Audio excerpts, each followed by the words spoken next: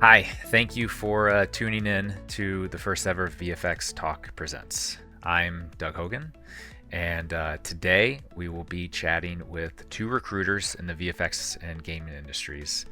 Marcus Wells from PXL Talent, or PXL Talent, down in Australia, and Angela Geier, a senior recruiter for many studios in her career, including Activision Blizzard and LAIKA.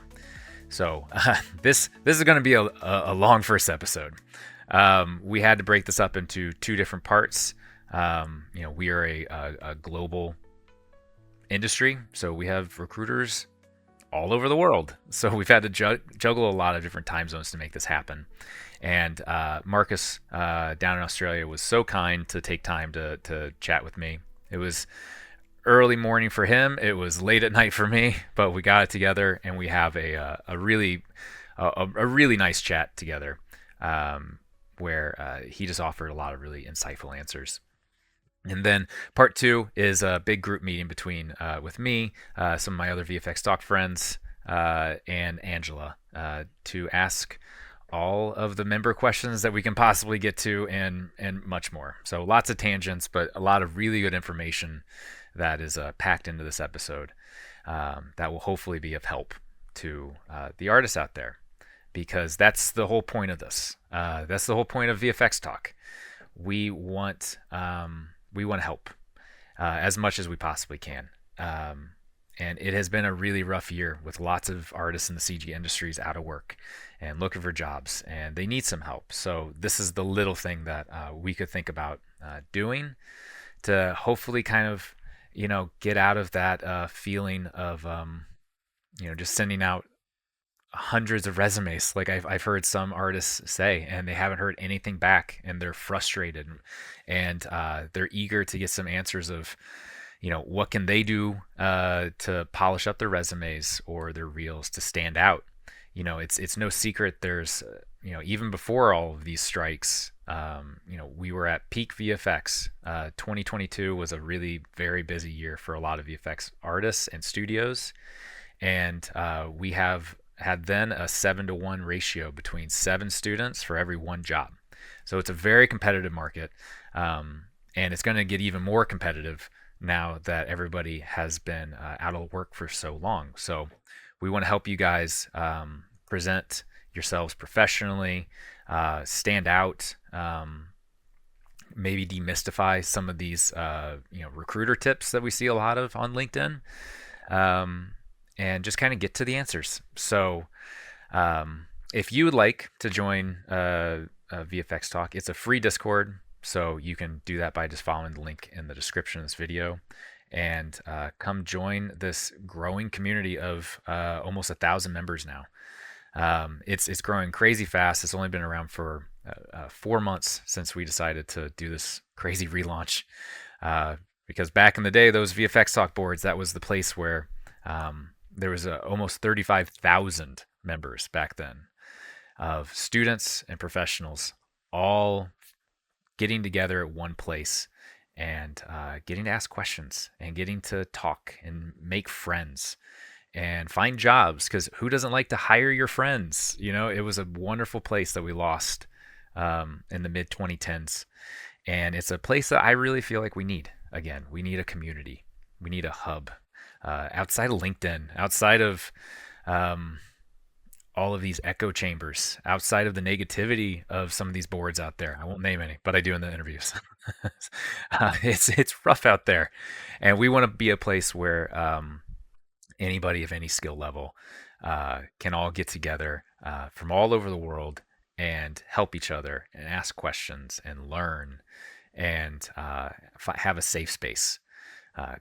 So that's the goal with this. So enough rambling. Sit back and enjoy the first part, which is my one-on-one with Marcus. It runs for about an hour, and then part 2 will be again with myself and a couple other VFX Talk members, my friends, and Angela Geier.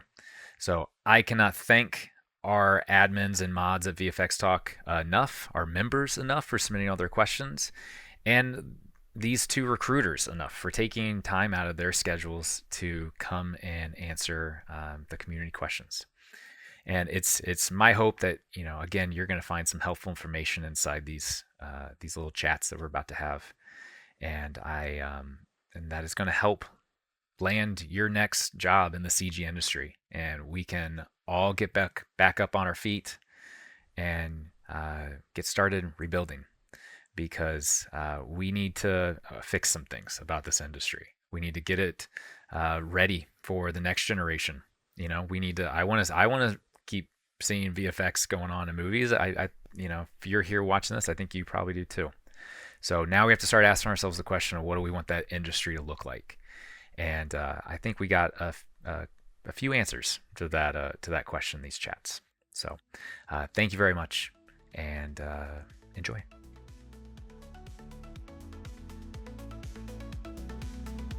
You got me? Great. I only do about 10 interviews a week, so you think that this technology would be working absolutely fine by now, but I've been doing remote work off and on for the last 4 years, and it's never gotten easier. It's always it seems to be a technical hurdle to get these calls together. Definitely. So. I think my PC has a problem every time it moves from something like Zoom across to Google Meet, and it just says, no, we're checking out. It's too much. It's too much. There's too many platforms. Can't handle that. Restart me now. I know. There are too many platforms, and we are all scattered around the world now. So where are you based, Doug?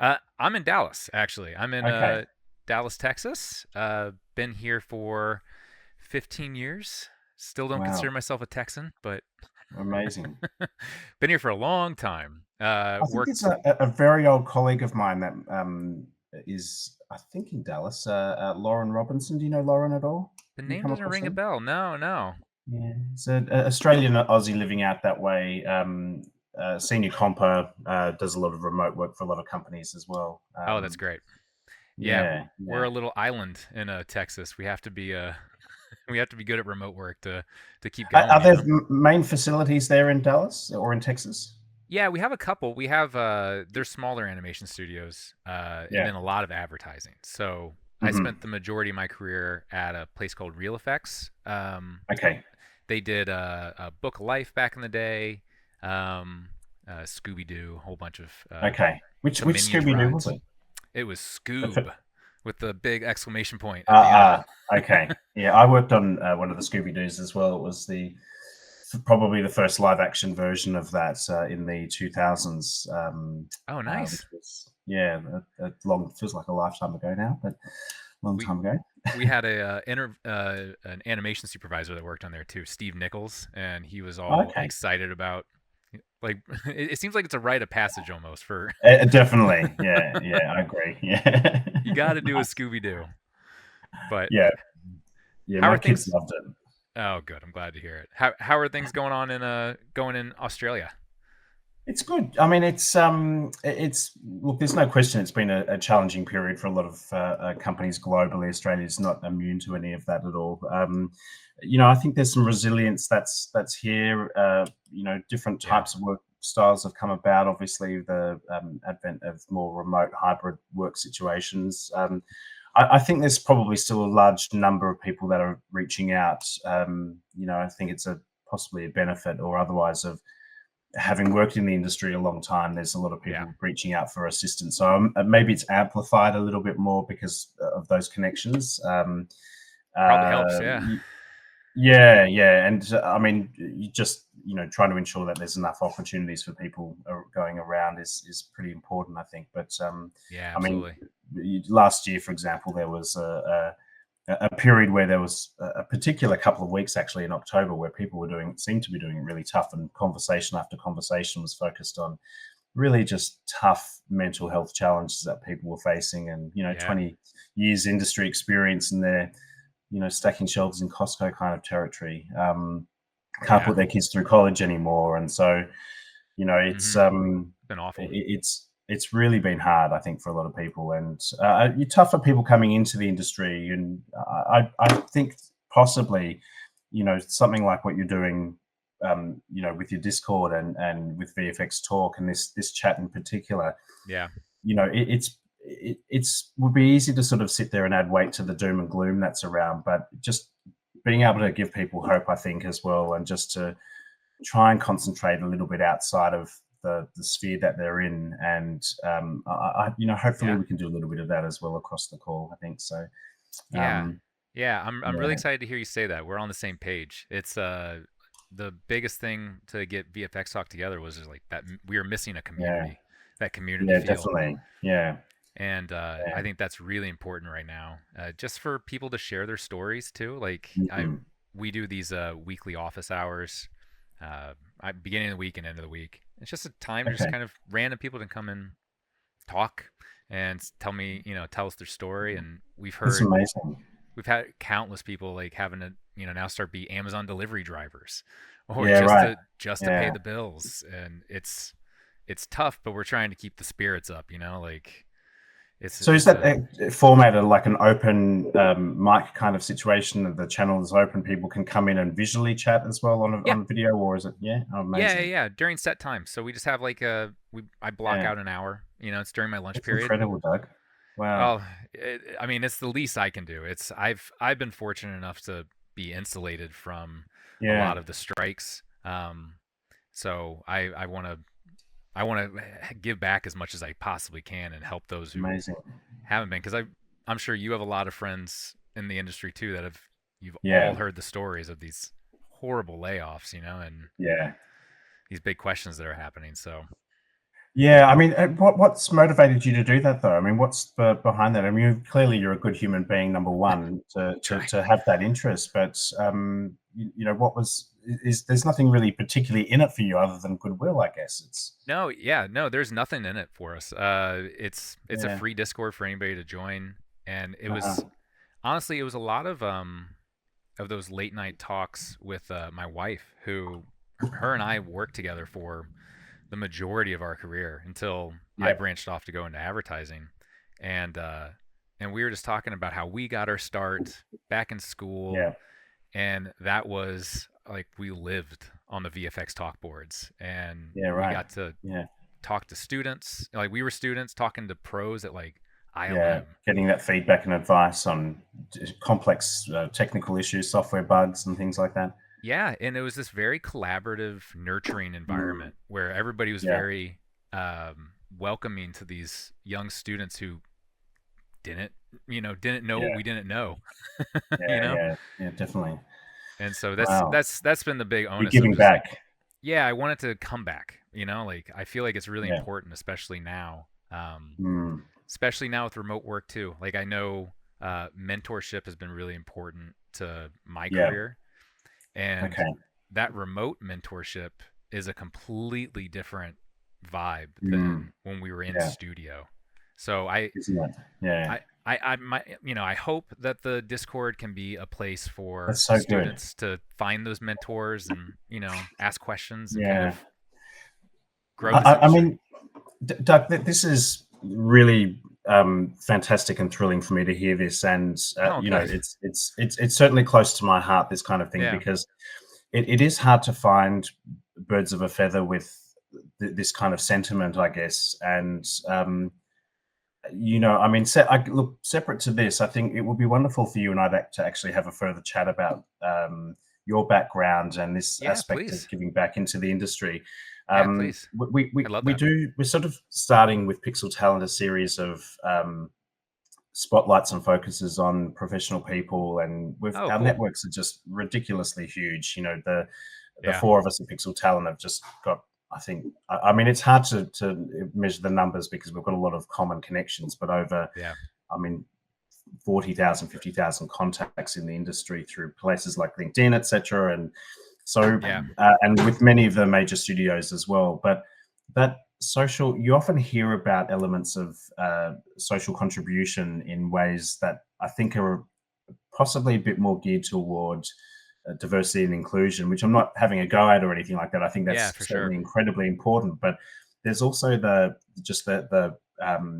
professional care that we have for each other as well, because the It's louder important. voices, unfortunately, on some of the channels become really aggro about the industry, and we stop celebrating that collaborative effort that's so important. That is what drew us all in initially, was the fact that we could work on great projects together.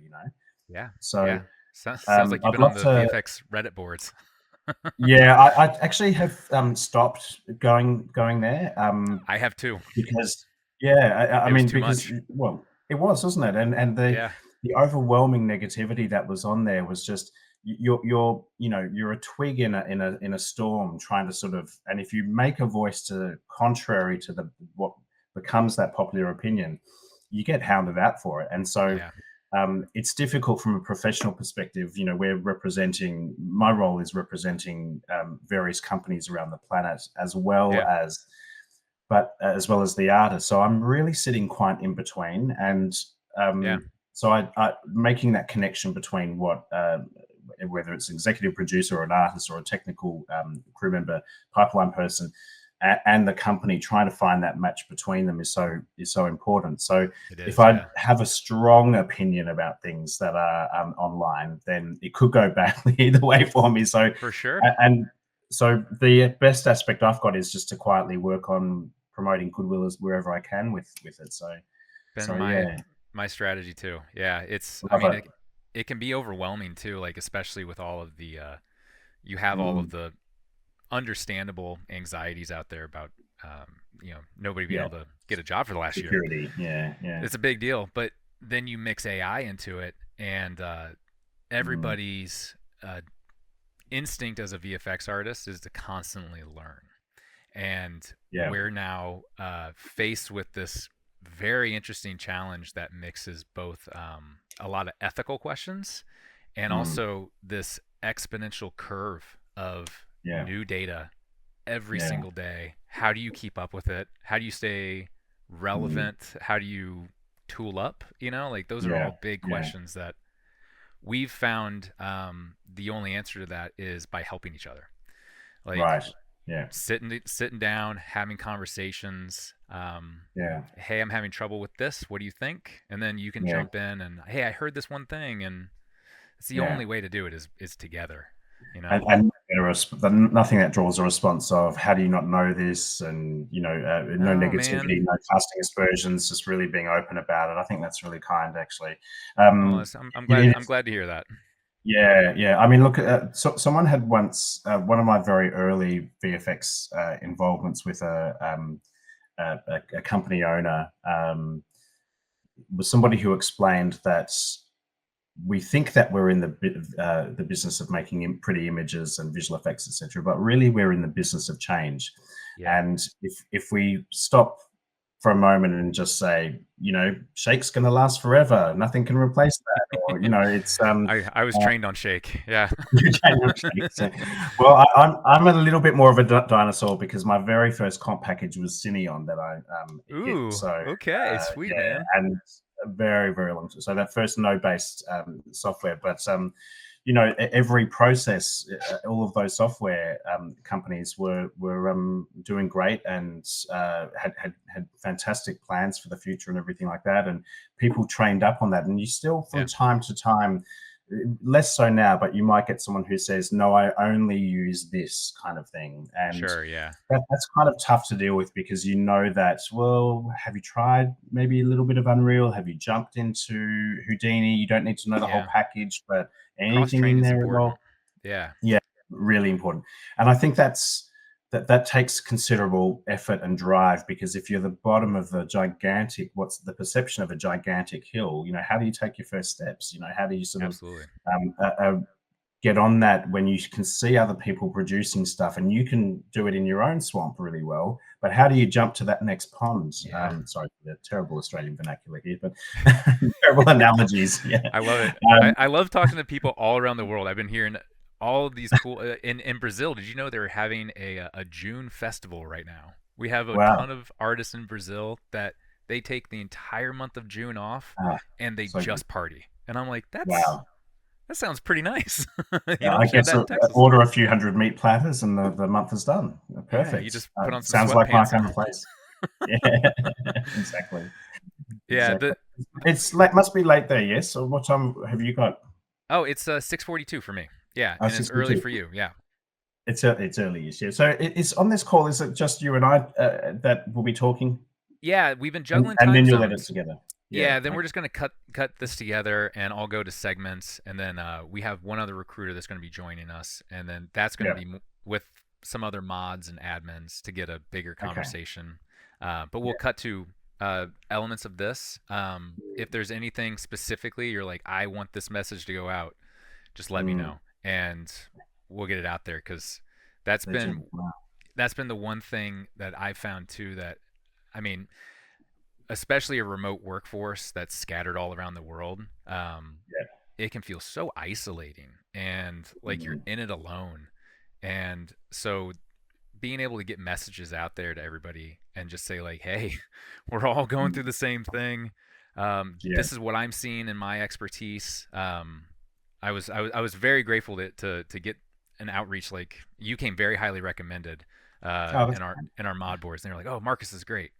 oh, Um, amazing. That's nice. so I'm excited to hear some of your perspectives on some of these Yeah. member questions that we got, and Sure. Yeah. Yeah. we can jump right into it if you I'm like. happy to go for it. Yeah, yeah. All right, I think cool. otherwise we risk talking for hours, which I think we should do at some point anyway. We should We grab a beer, a remote a beer, virtual and beer. that's I would right. love Yeah, that. I would love that. Yeah, we'll definitely stay in touch. Let's yeah. all right. Pick a question number one. Let's go. All right. I made a little Python tool, so it cycles through all the random questions, and so I get Okay, great. unique ones. Why So not? one of the big questions we had was on a resume, how should candidates list multiple short gigs? Is it a red flag for recruiters, or does this show an artist is in high demand? Because this is very unique to the Yeah, VFX it entertainment is. world.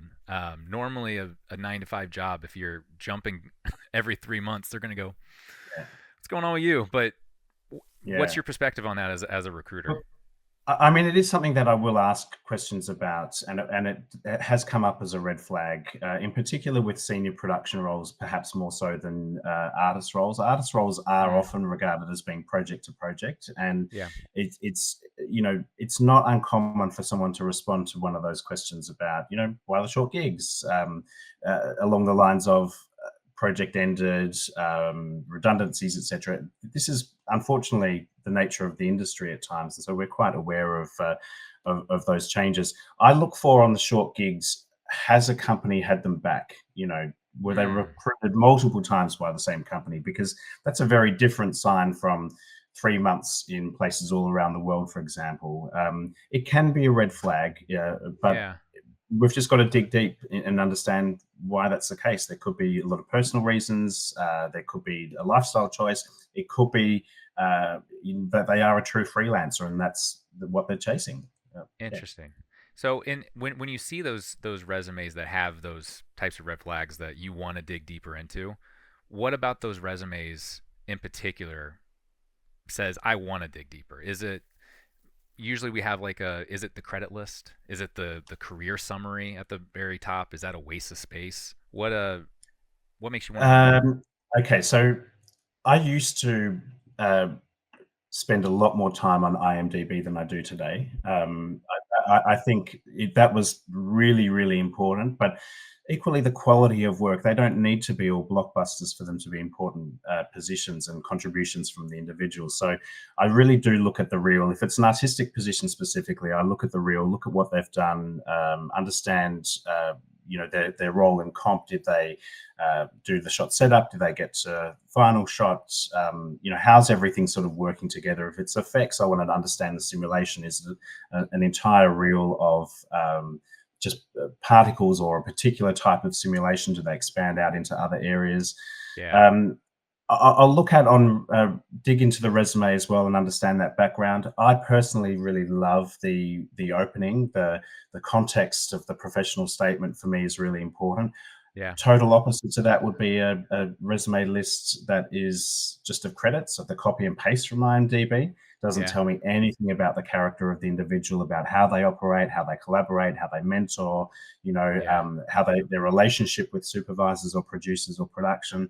So the context of the professional statement, I think it's really replaced the cover letter in a big way. The cover letter is essentially designed to provide context against the position, but I think it's sure. important to find to understand the qualities of the individual.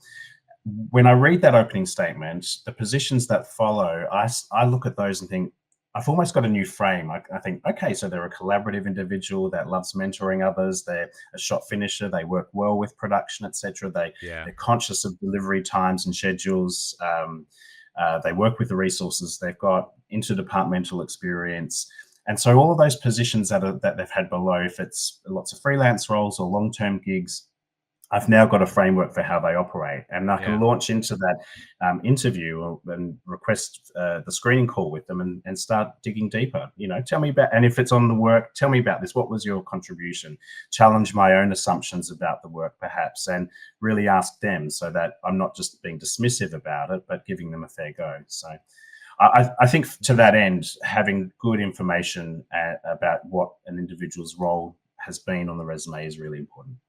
And how about shot breakdowns? Because that was a industry staple for a long time, and I've seen a It lot was, of people not actually do those anymore. Yeah. Do you like to dig into individual contributions for the shots, or is that more for when you pass it to the supervisors and they start looking through the reel as well? I mean, I like to know what they're doing, because as a recruiter that's got a lot of experience with hiring in almost really in every department, Yeah. I can appreciate the subtleties of the work that they may have done. What's hard is if it's a shot where it's really unclear because there are so many things going on in there that you're not quite sure what their contribution was, or possibly, and it happens less so now, that you've received the same shot by multiple candidates. That did actually used to happen a fair bit. So I think gone are the days where you'd pick up a separate document, or you'd look to your right and you'd have to pause and go, okay, 23 seconds in, they did, okay, texturing on that object, okay, move on. That's sort of super distracting from watching the work. So I'll often have a very first pass of the work, look through it, with the understanding they're an effects artist, they're a comper, they're a modeler, etc. On-screen information, I think, is far stronger than having a separate breakdown. So just a little bit down the bottom that it's not taking my focus away. I can see what assets they've worked on, or as they do it. So for me, that's still important. But I don't think I'd be supplying a separate breakdown list now, unless it was. I just think it becomes too wordy and it's too much information, and you usually know if you want to interview and talk to them further about it, and we'll get on the call and say, tell me about this shot. It's amazing. Really love what you've done there. What was your approach? What was your brief? Is there anything that you could change on that shot that you could make better again? So I'll do, although I'm not a supervisor or an artist, I wouldn't call myself anything like that, but my job through the work of PXL Talent is to minimize the people, the hiring managers' work, and get them people that are ready. So I've answered a lot of the questions. I can point them in the right direction of what's going on, and try and get that interview if it's all going to work out. Interesting. It's almost like a gut feel at one point too, isn't it? It's just those years of experience, kind of feeling, if that's the candidate or not. That's definitely super interesting. Yeah. All right, let's ask another one. I'm hitting the button. Let's do it. All right. You might have actually already kind of answered this, but this will be a good one to expand upon. Once the recruiter does their job of finding qualified candidates, how much does your input go into the final hiring decision? Because it goes through the supervisors, it goes through other levels. Because you're hired as by the studio as an outside contractor, That's right. Yeah. Okay, cool. Yeah. Well, firstly, the brief that will provide the hiring manager at that company will be, it'll be pretty thorough. It's not just here's a resume to look at. There's context of aspects such as this is a ballpark that we think the salaries will be, and this is their availability, nationality information, experience on their last couple of projects, some comments about the feel of their nature, what their collaborative skills are like, their attention to detail, and we're putting people forward to help them get a job, not to shoot them down in flames or anything like that. So of course, so the brief is a strong part of the pitch, I guess, and that's got to be super honest. And depending on the client that we're working with, some companies will ask us to be involved in the interview process as well, and we'll have a debrief after the interview. So there's been a screening call that I've had with them and then an interview. Other times the client's quite happy and confident and comfortable to run their own interview, and we'll, you know, liaise between both parties to work out how it went and any further questions. Do they want to talk more? Sure. So some companies will ask the question, you know, what do you think? What are we missing here? Is there anything? And at other times, we'll also make suggestions that, look, I'm not sure if we've totally covered off this point. You know, let's take a producer.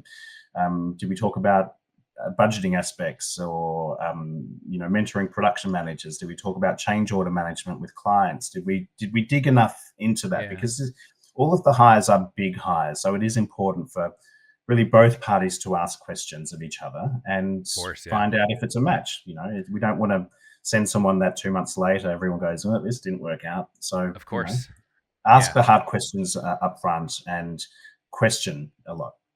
That's very interesting. So I'm happy to hear that, because the fear is always, you know, of falling through the cracks.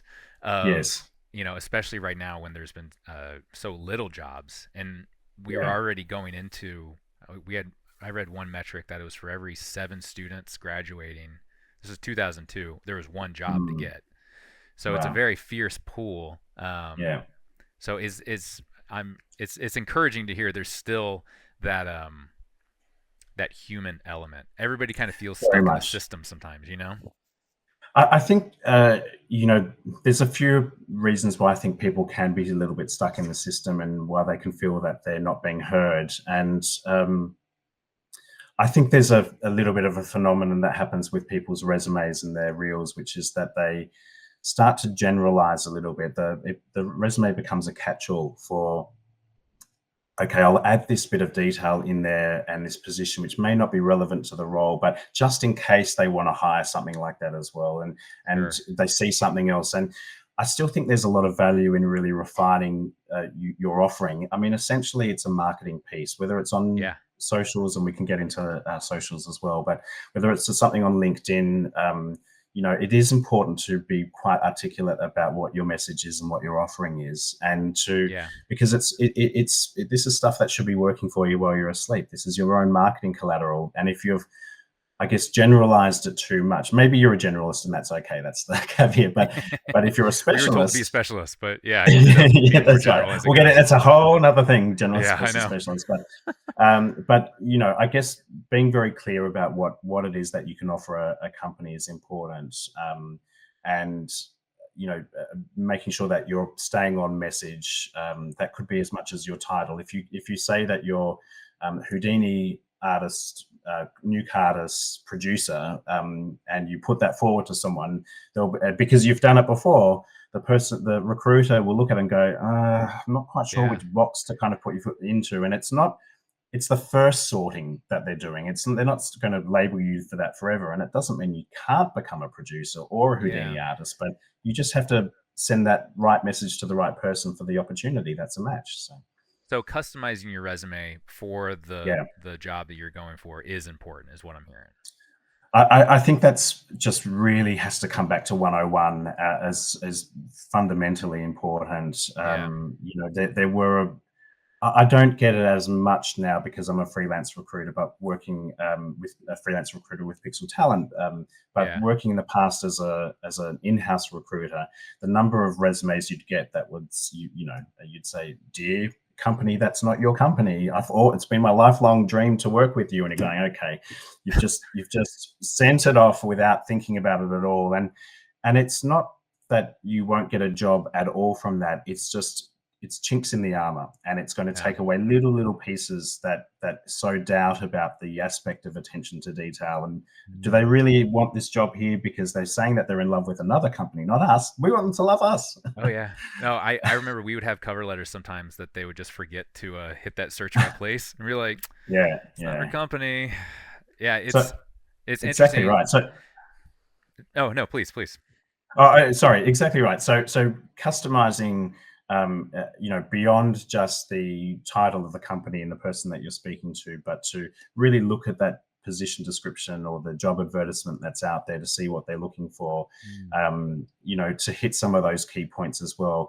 And again, we talked about this a little bit earlier, but that opening statement, throwing the right kind of language in there, that's the job match.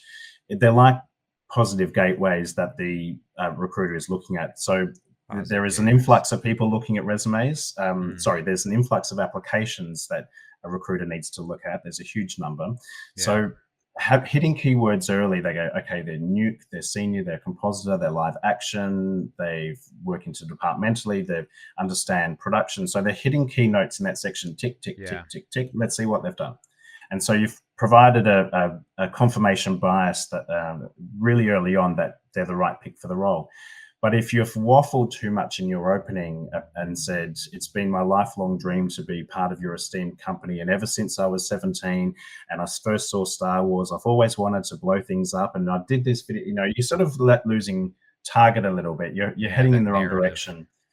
And another distractive point that does come up in these applications at times is the multiple links. Here's my Instagram, here's my YouTube, here's my Twitter, and here's my password protected reel. Here's a whole bunch of demos that I've done that last for 3 seconds per clip, 5 seconds per clip. Go look at each one of them individually, and they risk losing again the hold of the recruiter, because they're looking, okay, there's a point, over there's, and it becomes a choose your own adventure in a way. You're sort of heading off in a different path, and you might get distracted along the way and see something that's totally irrelevant to the person you're looking at, another person's reel, maybe, if it's on YouTube. Well, and it's time out of your day too. Like I remember when I was hiring for shows, we would have a stack of, and it was, you had to kind of calculate your burn rate. I can get through this many in the next hour. So it sounds like the fundamentals are still very important, especially now when I think there's an inclination to shotgun blast your resume when people feel desperate for work, or if they're not hearing back. So taking that time to customize your resume for the next like we have some guys that have like a spreadsheet of like 300 jobs that they've applied for and not heard back from one. And well, can I make a suggestion for those people then that are facing that? Absolutely. You're not really, there isn't a magic response to this necessarily, but try something different. And what I would be trying would be to actually open with that to the recruiter directly. So take themselves off the job advertisements page, try and find that person in the company that is possibly the recruitment decision maker or a producer or someone who may have some influence, and reach out to them and just say, hope you don't mind, found your profile on LinkedIn. Look, I wondered if I could bother you for 5 minutes for a really quick chat, or just some quick feedback about my approach to companies. I keep applying. I'm not getting any responses. I'd really like to adapt and find out why, and just see if there's something that's amiss. Do you mind if we have a quick chat? I think people genuinely do like helping others. Yeah. But what you're doing is you're picking up the phone old school way, and you're making a contact that others aren't doing. Everyone else is sending the 300 resumes off to 300 is very high, but I thought they are sending them. Oh my gosh! and can I just say that if there are people that are facing that, then I'm really happy for them to reach out to me to have that discussion. Because there might be something that's in there that is just not working well. Could be a language issue. Doug, I always say to people, artists in particular, you're exceptionally good at what you do. You do work that there's no chance that I can do as a recruiter. I'm in awe of the visuals that you create, but I'm also really good at what I do as well. And so you do what you do, but ask me for help so that I can help you get that job. And I like that. We just find that connection, and sometimes it can be a rewrite. Sometimes it can be just thinking about how they're presenting on LinkedIn, which is a really big area for people to get work. And sometimes it's a skills-based issue where maybe they should try adding some more skills or doing something that's a little bit different. there are, as I said, there's not one answer to it, but there's a number of paths that people should Yeah, try something a little bit different. And that's for me, that's usually reaching out and trying to make a connection with different language. that's really interesting. Yeah, I think we've had a lot of members too feel like we've heard the ATS systems. That has been the big Okay. Yeah. Yeah. initialism flying around. AI is helping recruiters get through all of these giant stacks of resumes to find that one candidate, and you don't have that right keyword, so then it doesn't even get to a Yeah. human. Have you had any experience with these AI Um, systems, either internally or freelance? Is it prevalent or not? Is it just kind of a boogeyman? I think I can't say how much companies are using AI to, do we say to filter? Maybe we say to I filter. I'm not sure. Yeah, I'm not sure how many are doing that. I can say with great confidence that with the work that we do at PXL Talent, we are humans looking at human work. So we very are nice to still see. reading. We're still reading. We're still looking over it. We're still trying to find matches for people, and we're still trying to engage. We're not putting a virtual assistant on a call like this to be ourselves. We have to find so many. AI is, in my opinion, is just not there yet to be able to pick up those nuances of that you can Agreed. do on a face to face. And the same thing with a resume is that I'll come back to the comment I said before about AI is going to, would need keywords to do an effective job. And because artists are good at being artists and not good necessarily at being great wordsmiths, Yeah, then as a human recruiter, I have to give them the benefit of the doubt and yeah, say, I mean, I'll give you a brief example about this.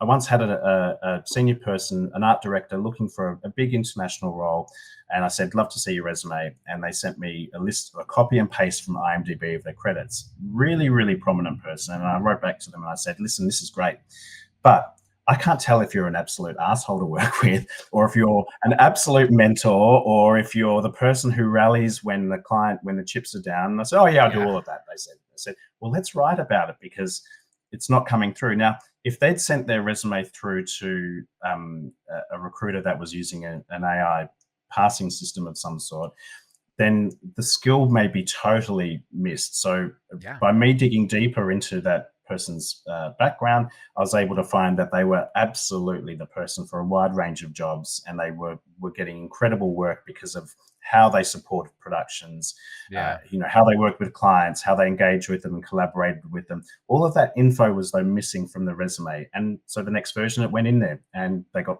job offers coming to them left, That's right, and very center. cool.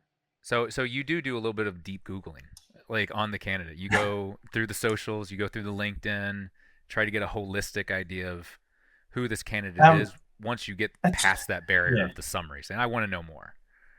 At times, I mean, I would have to say that I used to do a lot more of that, and uh, but that was really only if the picture was totally unclear about what they were able to do. But Yeah, I have to read a lot between the lines of the experience, and if they're talking about a big client, I won't name a big client, but if they're talking about a big studio, then I can appreciate that there may have been some challenges with working with that studio, and that they may have had a whole heap of resilience to overcome challenges or late deadlines or last yeah. minute requests for 911 changes and things like All that. been So, there. so, Yeah, so all of my questions will then start to be geared. So, from a compassionate human perspective of, so how did you get on with that? Like, what were your hours like? I mean, how did you survive? What were your coping mechanisms during that time? You yeah. know, so the dig deep is, look, it used to be a lot more on socials. I think it's become a bit more distracting. So I just probably filter that out and try and get right to A the bunch of heart of what the noise. offering is. Yeah. Because ultimately that's what I'm going to be presenting to a client for review when submitting a candidate. I'm not going to be submitting, oh, by the way, here's their Twitter feed, here's their Instagram Yeah. feed. Um, it's going to be more about, this is their resume and this is their LinkedIn. This is their professional profile, and this is how This is they're how they're presenting presenting. themselves in these two professional Yeah, yeah, situations. And that's right. I mean, can I just say as well, please, yeah, sometimes there's a question that comes up sometimes about ArtStation as well, or places like that where, yeah, yeah. um, Instagram Art Station, yeah, yeah, and I think it can be okay, but sometimes ArtStation has all of the work on there. Yeah. So the really early stuff that wasn't as polished as the later stuff as well. And I think it can become a little bit uncurated as the pick one of these things that resonates with you to hire me. Yeah. And similar to the resume that we were talking about before of really articulating and refining and choosing that audience that's going to be looking at it, it may be best sometimes to be quite selective about what you want people to see. So there have been times when I haven't included, and I've spoken to the artist about this and said, look, I think it's best we just go with this, this, and this, and put that forward rather than show this other stuff, because Sure. it will chip away what their expectations are of you. And if it happens to be one of your older pieces of work that they see first, that's probably going to be the frame that they look at the rest of the stuff by. And we want to just, manage it really nicely and make sure that the view is that you're an utmost professional who's a great artist. Who takes time to present themselves, their best Yeah. work. Those, yeah. So do Exactly. you find personal websites are helpful anymore? That was another big thing starting out, and now there's all these different solutions out there for artists. Yeah, look, I think they can be. I like the personal artists. I think possibly the higher someone goes, the better. But it also really depends on the content that's on there. Yeah. I don't think that a recruiter or a hiring manager in a company is going to have time to look at aspects of an individual's blog that they've got, or if it starts to merge into Instagram photos from their Caribbean trip or something like that. And it's just, again, I guess I have to sort of keep coming back to maintaining the focus in a really tight area that's relevant to the job. Maybe it's similar to what we used to do, which was, by the way, my hobbies are gardening, crochet, and that was another question we had. Yeah, how much does that give you a big picture of the person, or is it just noise? And I find noise, but I've always found it noise, and I love it that people have interests outside of work, but I also have to understand that the company is really hiring them to solve problems and to do that work. And I guess we all know that everyone's got hobbies and interests and things like that. Yeah. But is it, I guess the cutthroat answer is it relevant to that job? Is it going to help them get that role? And I think that it's real estate that you could be using for other things in there as well. My caveat being, I love skiing. So if someone mentions that they've got skiing on there, that for me is a great opener. And say, so tell me about where have you been? Where have you been? They mentioned something about, I descended a 511B. I'll be like, ooh, I want to know more about this guy. But yeah, exactly. Yeah. Well, and how about demo reels? So we're going to be seeing after the dust settles from this strike, you're going to be seeing a lot of people out looking for work, and their reels are going to be a couple years out of date, most likely. We've had a lot of old timers too. They've been in the industry 30, 40 years and haven't had to update their resume, or resume or their reel, because it's just they don't need to do that anymore. So that's right. How old is too old for a demo reel? Is good work good work, or is there a shelf life to it? Is it something you should periodically update? I think there's so many questions that are just in this section, so I'll try and sort of break this down. Grab the ones that interest you. Yeah, look at that. Pull that one out of the air. If you saw a reel that was from pulling it out of the year 2016 below or something like that, I don't think it's really got a lot of relevance. I think 2018 may be below. There's a question about that as well. I think it might be better to not show a reel under those circumstances. I mean, I look at my comments when submitting them to companies, and the comment is along the line of, really old reel, hasn't needed one for a couple of years, 2018, here it is. And so I'll provide a little bit of context for it. I think the more experienced an artist becomes, really the less they do need the reel, and they can get away with just saying, I haven't needed one for years, and we can represent that. And then I will include details about the shows that they've worked on and their role, and we'll try and get into that as well.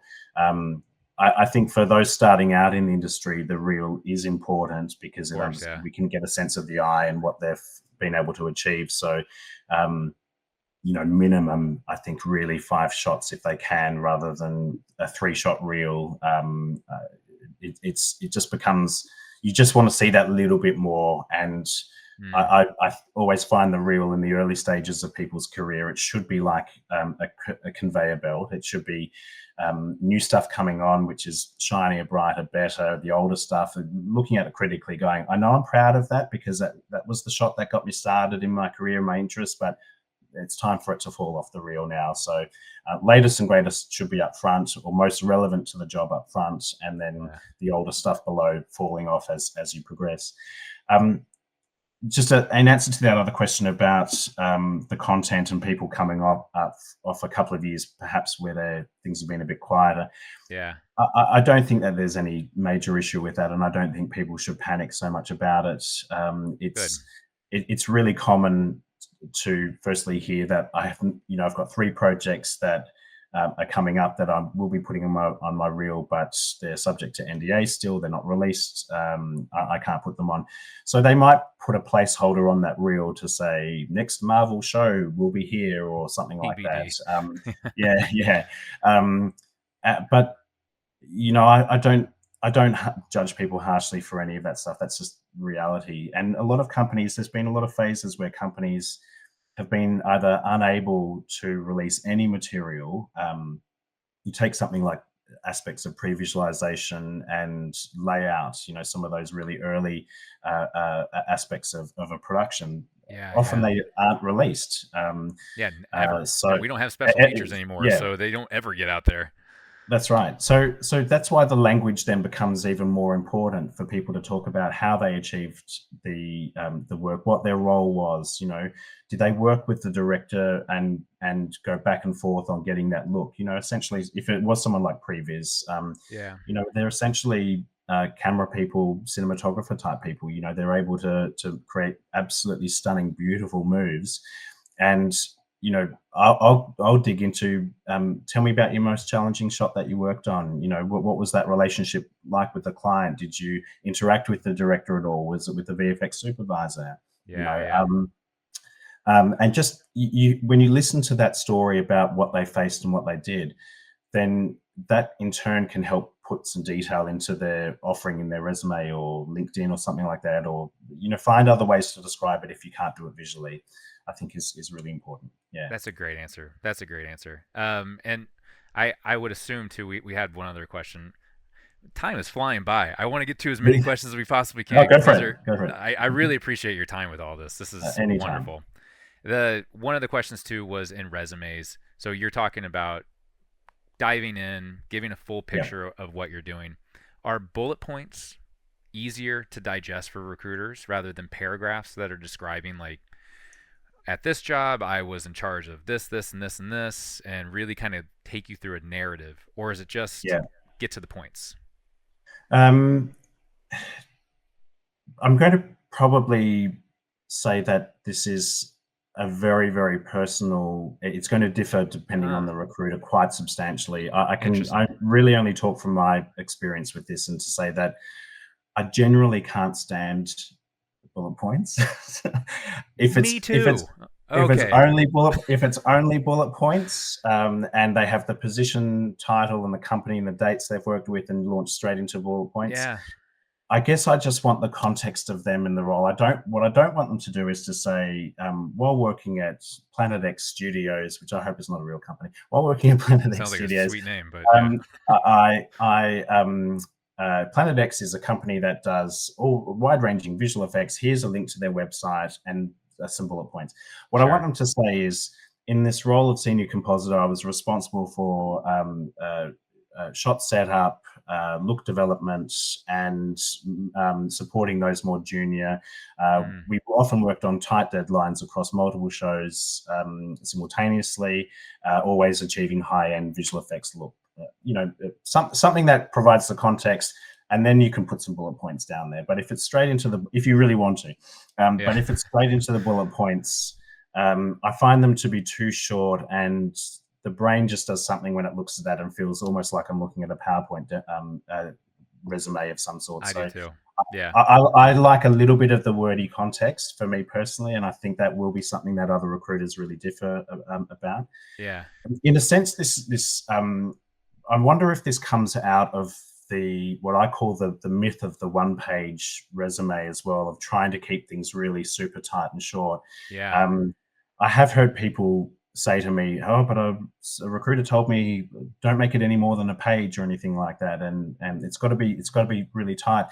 And I think, unfortunately, what happens is the perception comes up that you're either looking at someone's work who doesn't have significant experience because they can only fit it on a page. So there's something that the brain does go, one page, that's all they've got. I was looking for someone with, I thought they had 10 years experience. Where's that experience? So you may not say that and articulate that openly, but the brain is doing something when it sees that. It's like picking up a menu, like going to a restaurant and you're famished, you're hungry, you've heard all about this restaurant. You pick up the menu and you go, you look at the other side, there's nothing there. And like, I came here for a good meal.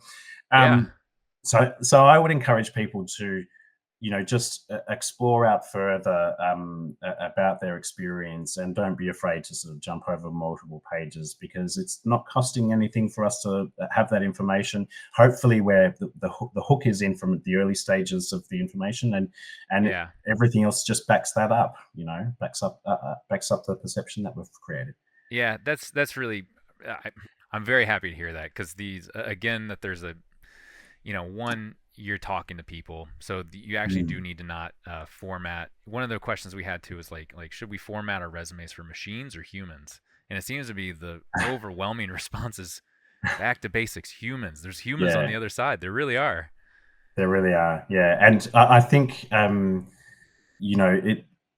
companies may start to look at investing in the AI recruitment model as well in the future, but I don't think that's going to get them ahead of the race. It's not going to find that unique angle of an individual that can help with their business. And really only by engaging in that individual can you find aspects, that solutions that you might be looking for that have come up in a previous meeting that are through that individual as well. And if the AI is simply just putting things in a CBB folder, or a bin folder, that it's not relevant, I think there's such a huge risk of missing really great people. And agreed, yeah. I wouldn't be, I'm not a fan of it. I'd have to see some sort of model that can take 25 plus years of experience in the industry and I haven't seen one. and understand that. And I haven't seen one either. So I think I would be encouraging companies, if you're out there and you're watching this and you're thinking about using AI, don't, be humans, treat people with respect. And, how would you like that if you were treated the same way? The clients don't look at the work that way. They don't put all of their hard work and effort through an AI machine to say approved or CBB or send us another. I don't think. Are they? I hope not. I hope not. Recruiters get recruited and falling through the recruiter hole. Yeah. Oops. Yeah. Exactly. I go on. I was just going to say, like, how do you feel like the industry? I mean, you've been actively recruiting. I know we've heard Australia has been a little bit more insulated from the strikes than the rest of the world. South America as well, but Europe and the U.S., just because of the ties of production, we got really hit hard. How do you feel like the industry is? Have we reached a turning point? Are you starting to see more front end roles? Are we starting to get to the back end with compositing? What are the tea leaves? Gosh, my it does remind me that I have to pick up my crystal ball. It's been in the shop for about 9 months now, being repaired. You dropped it, didn't you? Oops. Yeah, just that tiniest of chinks in there. The little crack has made it impossible to read now. I've been wrong a few times about this, and so it's have we all? So I'm careful about not providing false hope to people.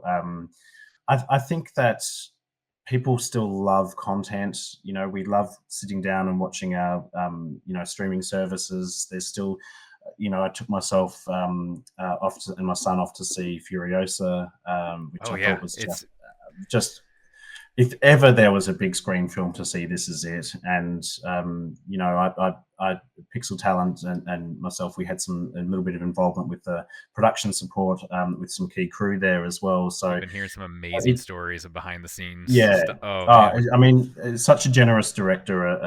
That's such an He, incredible mind to put something together yeah, like that. So personally loved it, and I think that sparks interest in companies knowing that there's opportunities out there to continue to create good content. I think yeah, it's just really hard to know where the market is turning, but I think I do feel like we're through. I hope we're through the worst of it, and I yeah. feel that Me too. production will start its uptick. But it's not the same as that uptick that we had, post COVID when things started getting really busy again and I the don't think we're demand ever was going to see high. that. Yeah, that was just I, this high watermark yeah, that it was yeah. impossible to kind of recreate nowadays, I think. Yeah, and look, I think as aspects as the streamers start to evolve their models a little bit and change their Yeah, pricing structures and introduce aspects of advertising, things like that, maybe that generates a little bit more content as well, more revenue coming in, more production can come forward. But yeah, um, we were talking just before we early before we kicked off this, but that aspect of being in an industry of change is so important. So people do need to keep adapting and keep understanding the technology as it evolves, yeah, being part of it rather than saying this is going to take away my job. yeah. That it's you know the, I mean, I'm sort of, I guess, heading on a slightly different path now to the question a little bit, but We're all you know about tangents at VFX Talk, please. but pardon me, AI is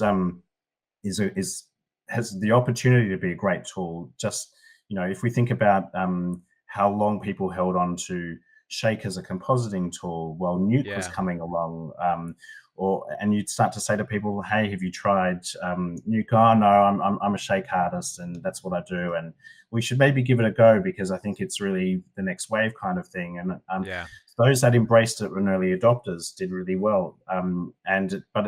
So some people can be a bit sluggish to adopt it, but essentially we're just continuing to use tools and we're yeah, continuing to adapt. The amount that we can do these days compared with what we could do 20 years ago. When I started my career, yeah. a machine could handle one shot and one shot only, Hmm. and you had to have order specific machines if there were multiple elements or plates to deal with, and Yeah. you had to allow for FTP of frames from one machine to another to get it out, and it was. And Wow. people could go down to the pub while their render was rendering and come back and be halfway through it for a quick check in it or something like that. Yeah, So it's amazing, right? so so the technology is constantly evolving, and that's what we really need to be prepared for. Yeah. We need to keep on opening our eyes to what's new. Yeah, I think we've been seeing too. Well, we haven't been seeing. I think we need to see more of the differentiation between generative AI and machine learning tools. Mm, Because I know there's generative AI. It's very flashy. mm, There's a lot of controversy behind it with of how these yeah. data sets are created. It's just Mm. I don't really know how you get around that original sin of scraping artist data and training your models on it without their permission. I don't know how you get around it. I, I feel that companies are truly going to be being quite ethical about this. I really I hope do, so. Yeah. and I mean, without sort of saying the name of the companies, I do know that the companies take this stuff very, very seriously. For the most part, there's always going to That's be an good. Yeah. outlier, I think, as well. But similar to environment artists and matte painters, etc., looking at different sources for work and things like that. Being Yeah. very careful about how they use that information. Yeah. They essentially a major film company, a streamer, will not want any kind of legal case against them post Yeah. show release, just of someone claiming that work has been taken from their own or is based on the work Yeah. that they've done. So I think there's some borrowings perhaps from the music industry where we've seen cases in the past where a soundbite or a clip or a particular tune has been reused and changed a little bit, but it's come back to, hey, was that really original what you've put in there, or is this something that you've taken? So Yeah. my hope is that the right thing is going to happen and that people are going to do the right thing with having internal policies that Yeah. limit or prohibit the use of the risk of taking other people's work. Well, what makes me hopeful is like having these conversations and hearing there are humans on the other side, Mm, and we can decide what we want the industry to be. Because, absolutely. I when I was running the map painting department at Real Effects, we'd start seeing some of these early AI tools, and Mm, the idea of being able to shift our map painters over to the art department to actually generate a whole bunch. We're generating art all the time that's in the style mm, of that movie.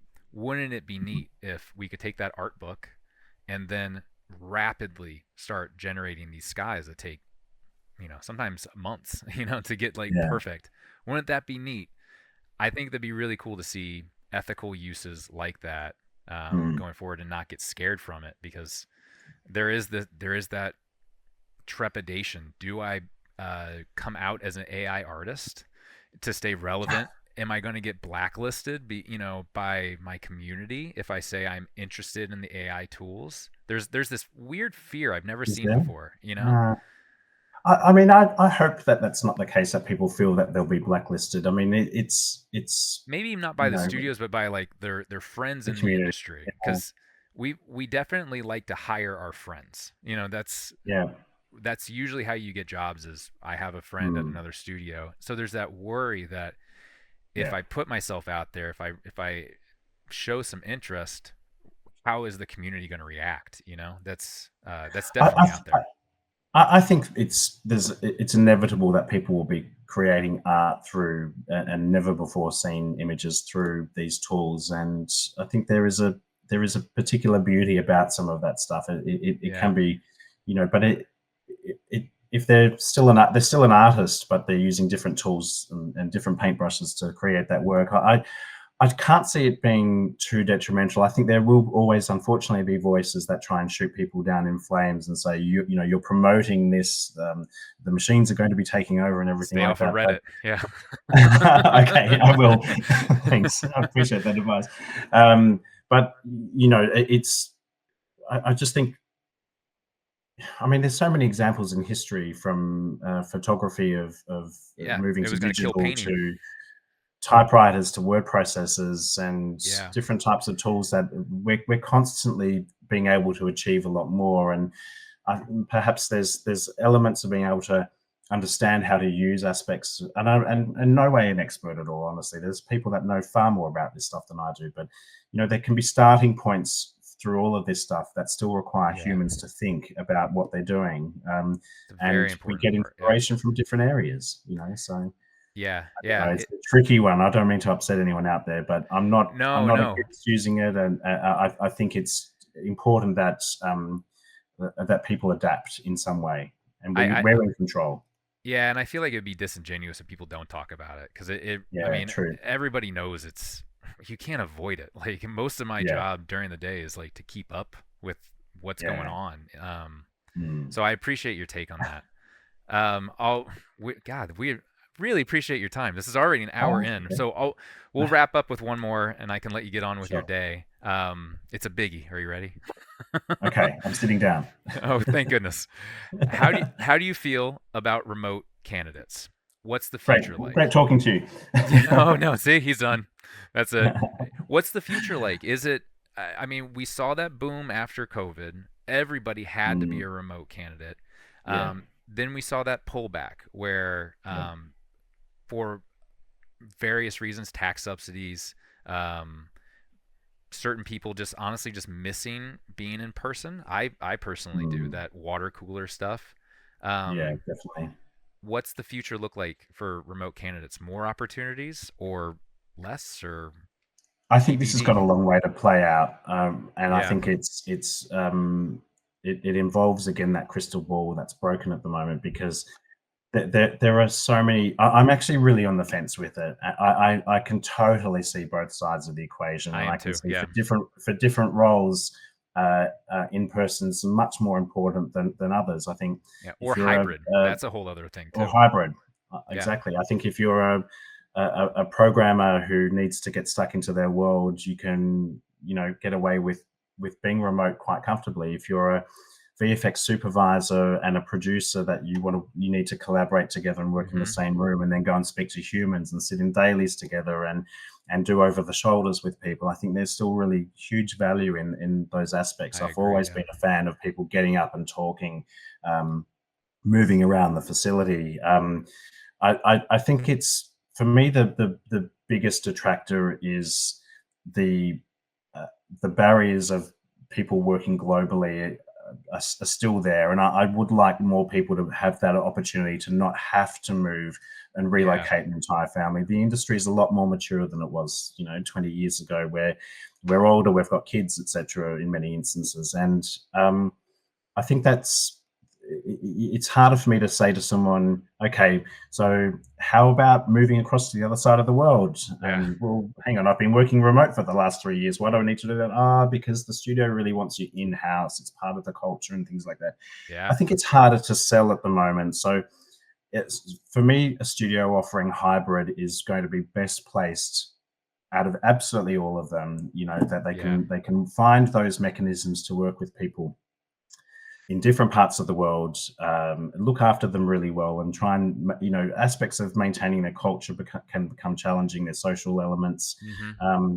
But it just takes a little bit more effort to manage sometimes. It takes a little bit more effort to be inclusive. The Yeah. hardest part is something that you and I discussed earlier, which is for juniors. I think they really benefit a lot from being in-house. And, They do. Yeah. the water cooler that you mentioned it's not really a myth. It's so important. You can be in the kitchen making a coffee or a water, and someone from another department walks in, and you look at them and you get a facial expression. You say, "You okay?" "Oh God, I just came out of a really tough review. I'm really struggling with trying to just nail this shot. We've gone through Yeah. 20 versions of it. Oh, actually, I saw something the other day that I'd love to show you this." And just those moments of interaction can solve problems as well. So that's why I'm Agreed. on the fence, because I can see both sides of it, and having a community that encourages people to be able to communicate in different situations Yeah. is part of the fabric that makes this collaborative effort of visual effects and animation so important. So, Yeah. um, I don't know where it will ultimately end up. I think we need to get better at working remotely, Yeah. at managing that, and It's a completely having, different management style. Like it really 100% is. completely. Yeah. Yeah, it really is. And but people have realized, there was a comment someone made around, when COVID was going on, something like, everything that we've been told for all of these years, that we can never work outside of the facility, well, poof, that's all just gone all of a sudden. So Uh-huh. um and it did disappear so quickly. There were so many adaptations to the work style, and so many new security protocols of, people suddenly checking their windows in their apartments were Yep. blacked out, and Yep. cameras on keyboards and things like that. Yeah. Teradici must have done really well out of it. Another, Oh man, another. those AWS cloud Yeah, fees, whew, exactly. they Yeah, were raking it in. Yeah. exactly. So look, who knows? I mean, I think it would be great if there can be, some hybrid options still in the Yeah. future. I really want that to continue. I really want people to enjoy their lifestyle that they've established. I hate the thought of people having to relocate family and kids and pets and things like that, and sell another house in particular in an industry that unfortunately has been a little bit risky in the last few Yeah. years.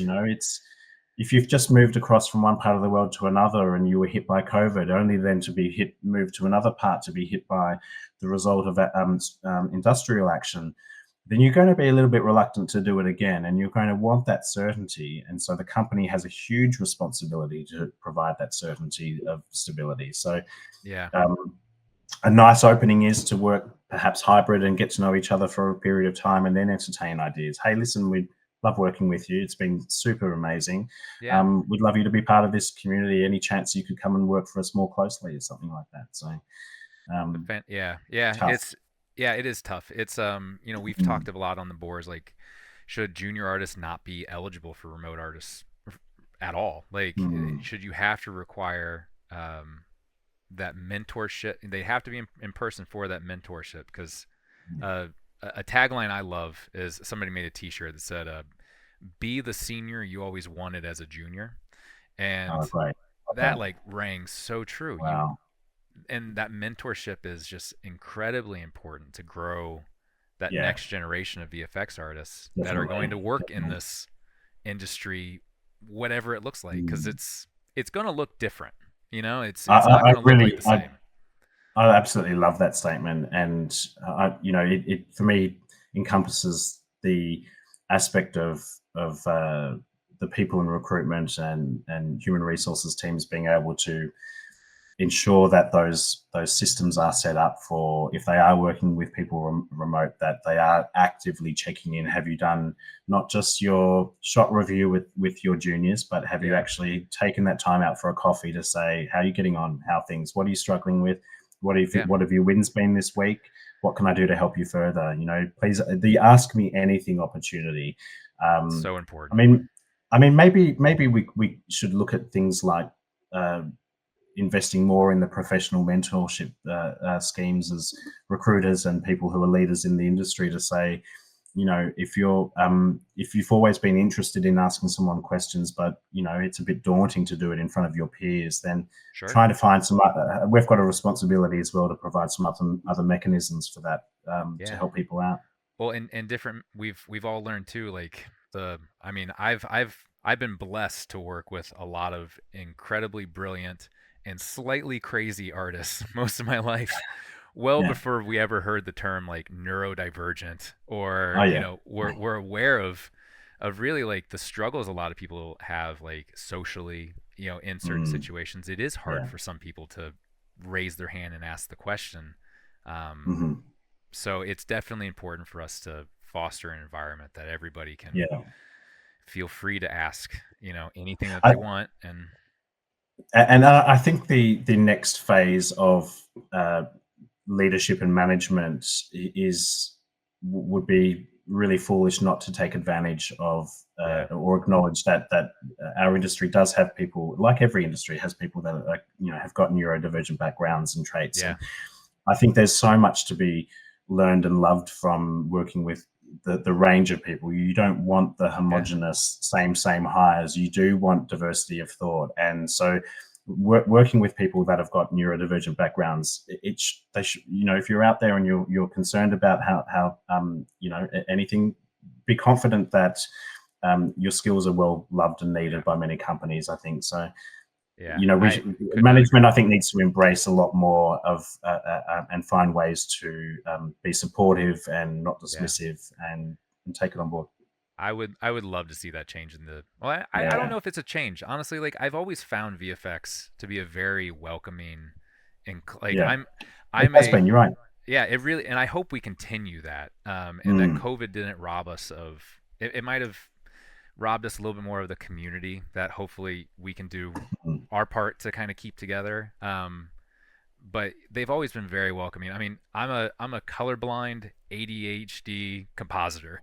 I should not be Amazing. I should not be working whatsoever. I But love I've that. That's great. found my specific ways that I deal with the challenges every day, and they Yeah. become superpowers. I can color match Yeah. Well, it's like so nobody's good. Yeah. business because of Yeah. my Yeah. own unique background, and the industry's full Fantastic. of everybody with Yeah. those superpowers that look different, but they're all like Yeah. incredibly valuable. That's right. That's right. Yeah. No, that's. I have met a few uh, people with similar backgrounds, actually, Hey, see, and there you go. I agree. Superhumans is what they are. It's they those people can see the world from different perspectives, and It's to important. Yeah, that's what we need again. It's super important. Yeah, we are not machines. This is what makes us so special. Is that we are our human. take on the everyday and the abstract is we can merge all of these worlds together ourselves without having to use a machine. We Yeah, can do it. Marcus is a So human. He's not a machine. The that's right. recruiters are Hello, humans. I'm here. Well, I can't tell you how much I Yeah. appreciate your time taking it out this morning. It's Friday there, right? Or is it Thursday? Is it It's Saturday. It's Saturday. Saturday? Yeah, yeah, Oh yeah, man. Well, yeah. happy Saturday. I hope. Absolutely Thank you fine. for taking that time out of your Saturday to talk, and really appreciate. I would love to Anytime. have a chat again. We can have that I virtual think I beer. That'd think be we'll a be having a lot more chats in the future. There's a lot of common ground here, and yeah, I'm absolutely happy to help and great to be a part of this. It really is. So I appreciate the opportunity, Doug. It's been a pleasure as well. Yeah, Thank you. absolutely. All right. Well, we'll end it here. Great. Stay in touch. Thank you again. And I'll ping you when this is going out so you can see Beautiful. everything all put together. It'll be fun. Fantastic. Legend. Great. Thanks. All Appreciate right, it. Marcus, pleasure. Talk to you soon. Thanks, See you. Doug. Bye bye. Well, thanks for doing this. Bye. Bye. Absolutely. Bye. Squirrel. Oh, that keeps it interesting. I like that. You got to keep them guessing. Yeah. Right. Or squirrel with antlers. You never know. Yeah, right. Well, why don't we start out by first introducing yourself, Angela, and introducing Dan. He's one of our moderators at VFX Talk. He's awesome. He brings awesome people like Angela here to talk today about all of our recruiter questions, and we have a ton of them. So, Angela, why don't you tell us a little bit about yourself? Hi, my name is Angela Geier. I have been a recruiter since 2010, I would say. Yeah, so Wow. About 14 years. Started off in base FX in Beijing, China. Okay. Really random. And that's kind of how I found the VFX industry and recruiting all together. And determined to stay in. When I came back from Beijing, I found myself in Canada at Prime Focus, and I was also at another company called Generate, which was stereo conversion. And then I ended up moving over to LAIKA for 7 years. Wow. And a couple years ago, I actually transitioned to games, and I started working at Blizzard, which was super fun and new and different. Yeah. So I've had a really good kind of base of recruiting for VFX, animation, stop motion, and now games. Yeah. Unfortunately, I was one of the 1,900 that got laid off at Blizzard. So I'm also on the I need recruitment help side. It's really weird to be on this side. So I'm, I can dish it, but I also need to take it as well. And yeah, I just look forward to helping anybody and everybody I can.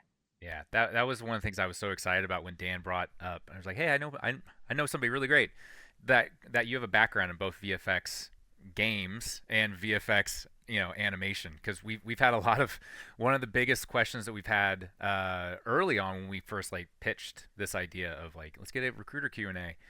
They were just like, we've seen so many job postings. You go in there looking for a VFX artist, and then you go in, and then you only find out, oh, it's for games. and it does that cause any confusion on your part when you're trying to find qualified candidates? Have we not decided on the naming conventions and in compositor speak for what we actually do? I am constantly astonished at how studios either one, make up their own titles that don't exist in the world, or two, that it's so general that the recruiter themselves really have to know what to look for in the skills and the background of the person, which leaves the applicants to also really look at the job description and understand what the position is and what they're hiring for.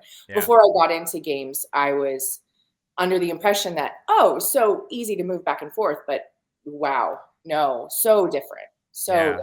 Yeah. Well, and especially nowadays too, cross-training abilities is so important.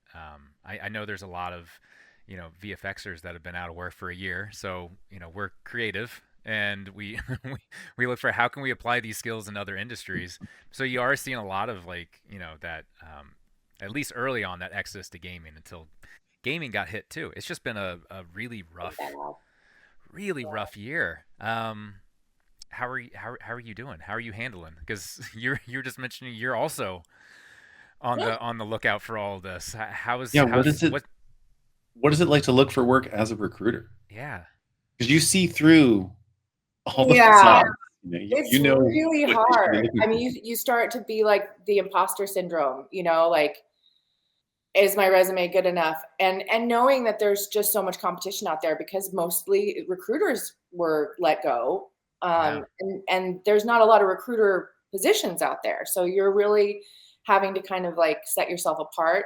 I did, unfortunately, have to make the decision to sell my house. So I've been focusing on that more than like really going out there and applying. And I also want to stay in the industry if I can. So I've been very careful about where I apply. I don't want to just land something and then have something else come up and then leave that company, because I know as a recruiter how hard that is for the whole company. Is, you know, when you lose somebody and train somebody, sorry. Yeah.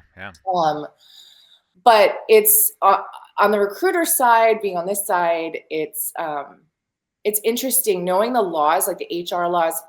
There's so many companies out there that aren't putting salary bands when they're legally supposed to. And there's so many companies that don't get back to you, or even with a rejection, or I've been ghosted from interviews, which is, I think it's good for me as a recruiter to be on this side every once in a while, because it really kind of solidifies how to make that candidate experience better.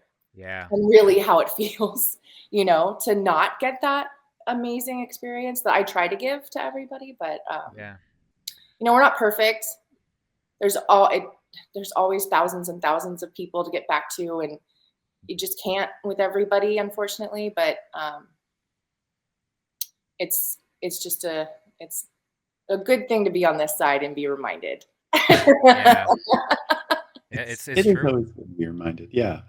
I'm curious, Angela, you know, seeing how we're talking about this now, how do people break through? How do candidates break through that great filter of there's a job post online, and we all know that the way jobs go is it's like there's a position that's open, they ask people in their network, and then they ask their friends, and if they don't get any answers, then there's a post, and the post will now get hundreds or thousands of responses sometimes. Yeah. How do things rise to the top? How do you break through that? Is it like using the same keywords that are in the job search? Is it like a little embellishment or a personalization you do to the resume? Is it reaching out after you do your application to network personally? Like, what are some of the things that people can use? There's so many. I mean, it's kind of like maybe a combo of a few, right? So let's start with one. I always like to tell people this. You could be that perfect candidate, but like you said, there could be 100 applicants, right? So as a recruiter, we've gone through the first 50, we found 5 solid ones. Yeah. So that last 50 is probably not going to get looked at, even though you could be 51 and the absolute most perfect person.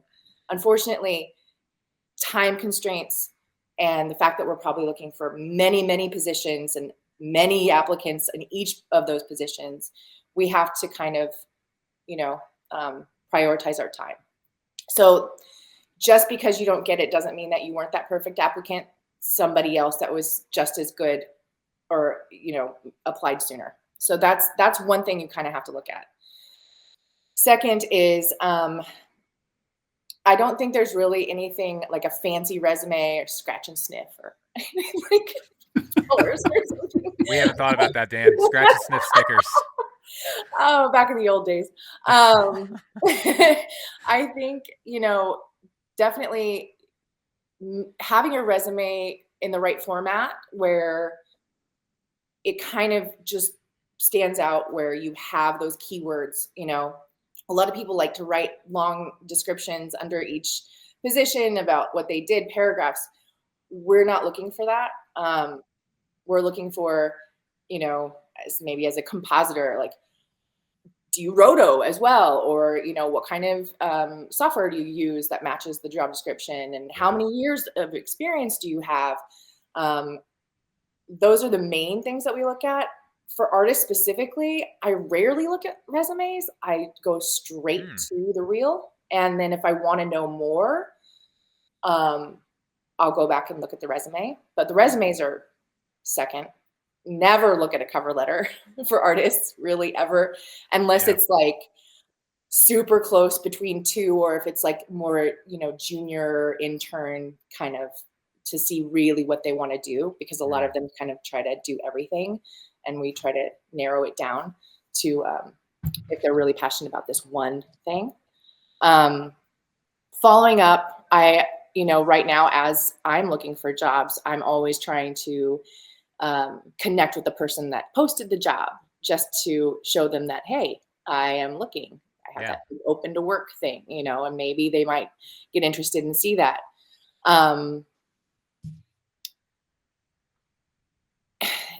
There is a very fine line between stalking and putting yourself out there. A lot of times when there's a position, I will have producers, project managers, other compositors, supervisors, leads, all send me the same person. Like, they reached out to everyone in the entire company, which in a way can be a little bit annoying, but it also works. Because if you're the right candidate, all those people are going to go, oh, hey, I know we're looking for this type of person. They're going to send it to the recruiter. If your name gets passed on 2 or 3 times, you're going to take a look. So, connecting with as many people in the company as possible, because they might think or know that you're looking, especially for that job type. Like if they're looking for a compositor, start connecting with all the senior compositors and the supervisor and the lead, so they can see that you're open to work. I think, applying, letting it rest for a few days, a week, and then maybe starting to reach out with messages. Hey, I applied. Yeah, it's interesting. Marcus mentioned I had my interview with Marcus a couple days ago, since Marcus is in Australia, so it's morning for him and it's night for us. But he brought up a really interesting, like, kind of a back to basics approach, where he was saying very much the same things that you were saying, of just, your resume, you want that summary that kind of very clearly communicates your message, not a lot of fluff, just this is who I am, and have it kind of tailored to the specific job that you're applying for, and then having those direct skills for that job immediately listed underneath there. So recruiters, after they look at your reel, if they decide to dig deeper, then you hold their attention long enough to then go, yep, they're qualified, now I'm going to keep digging. And he also mentioned too, just doing the old school, the modern day equivalent of picking up the phone and trying to call the studio and saying, who works there? Who's the recruiter? Hi, I'm so-and-so. Establishing that human connection is still really, really important nowadays. And I feel I was both surprised that he said that, and also very glad he said that, because I think we are all feeling like we're getting stuck in between the couch cushions. Like, it has to be. We've had artists applying for 100, 200 jobs and not hearing anything back. It's interesting that you guys are. There's a couple of things too that I just want to mention that I think are so important and kind of maybe shocking, is we do have to go through them so fast, right? So we're going through, we give your reel maybe 10 seconds, 20 seconds of a look. Yeah. And there have been times where maybe somebody didn't put the right stuff up front, so I made an assumption and I passed. Where they've reached out after they've been rejected and said, thank you so much for taking a look. It's just a super polite response to a rejection.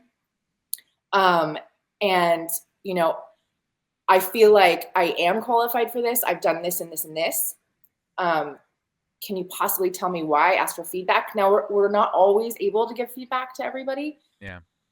But when I see the polite response and they're fighting for me to look at them again, like, I know I'm qualified for this. I've taken a look, and there's been 2 times I remember that I actually went, oh my God, you're right. And I put them in front of a supervisor and they've gotten hired. Wow. So reaching out to the recruiter is really important. Now, in big companies like Blizzard, recruiters, there's hundreds of them. So not every recruiter knows what an opening is or can even get you to the person that's hiring for that. So beware of that. But it doesn't hurt to ask. Yeah. That's really cool. Yeah. How do you get through hundreds of is it just elbow grease? Is it going through one by one? We've heard the buzzwords of ATS systems, and everybody's trying to optimize their resumes for the AI to pick, it doesn't really sound like that is the reality. It sounds like it is just good Well, there's old-fashioned some companies that have sourcers that are specifically in those ATS systems trying to use those tools that, you know, the 5 stars, the 4 stars of what criteria they meet and the buzzwords that, you know, they filter out and blah, blah, blah. Yeah. I've also gone into those systems and tried to look at those 5-star candidates, and I don't find that they work very well.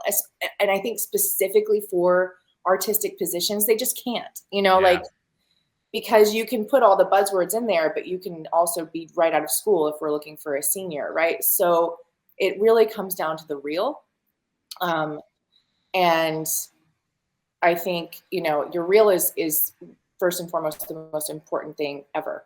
And really understanding what you're applying to, because if you're applying to a real-time position in effects at a game company and you have no experience with real time, we're going to see that really quickly and pass, you know? So we have the eye for all of these different kinds of positions, and we can tell really, really quickly if you're a fit or not. So you would recommend not only like tailored resumes for a job, but also kind of a tailored reel to showcase the skills. No, I wouldn't say tailoring. No? I wouldn't say tailoring a resume or a reel. I mean, oh, okay. I think I don't want to give people the wrong impression. Like, you don't need to write a new resume for every job. I think, and I'm thinking along compositors, composite. I mean, I think it's, you know, across VFX, it's pretty normalized as far as like what kind of work you're doing, right? I mean, everyone uses 1 or 2 softwares. Everyone, you know, I guess it depends on whether or not it's like feature film or VFX or animation or whatever. Those can differ, but I think recruiters will be able to see that really quickly just by your experience, the companies you've worked for, that kind of thing. I don't think you need to change any of that for the job. Yeah. The ATSs are picking up on software and, you know, the keywords like compositor or animator or, you know, super cool guy. super cool guy. That's really interesting to hear. Or a girl, of course. So, I'm a 2D supervisor, and I was recently laid off in February. Recently, it felt recent a minute ago. It doesn't feel recent now. Right. But you know, I went through an online course on like ATS software and how to optimize your resume for it, and then I started to apply to larger companies that are using some sort of ATS, and each of them has a different software. So you insert your resume, and they autofill a form wrong. It never works. Yeah. But it does make me wonder, like, you know, for a position, so for a lighter, you know, like, are the keywords just that general, just lighter, or does it make sense to, I've heard even people talk about copying the job position and pasting the exact phrases from the job post into your resume so that you know that it's going to match those phrases 1-to-1. Like, but all of this really, we're just trying to game the system, right? Trying to get past that first step. And you're saying that the reel is the most important thing. The reel is definitely the most important. They can't pick that up with ATS, obviously. And like you said, every company has different software. And then on top of that, it's also human.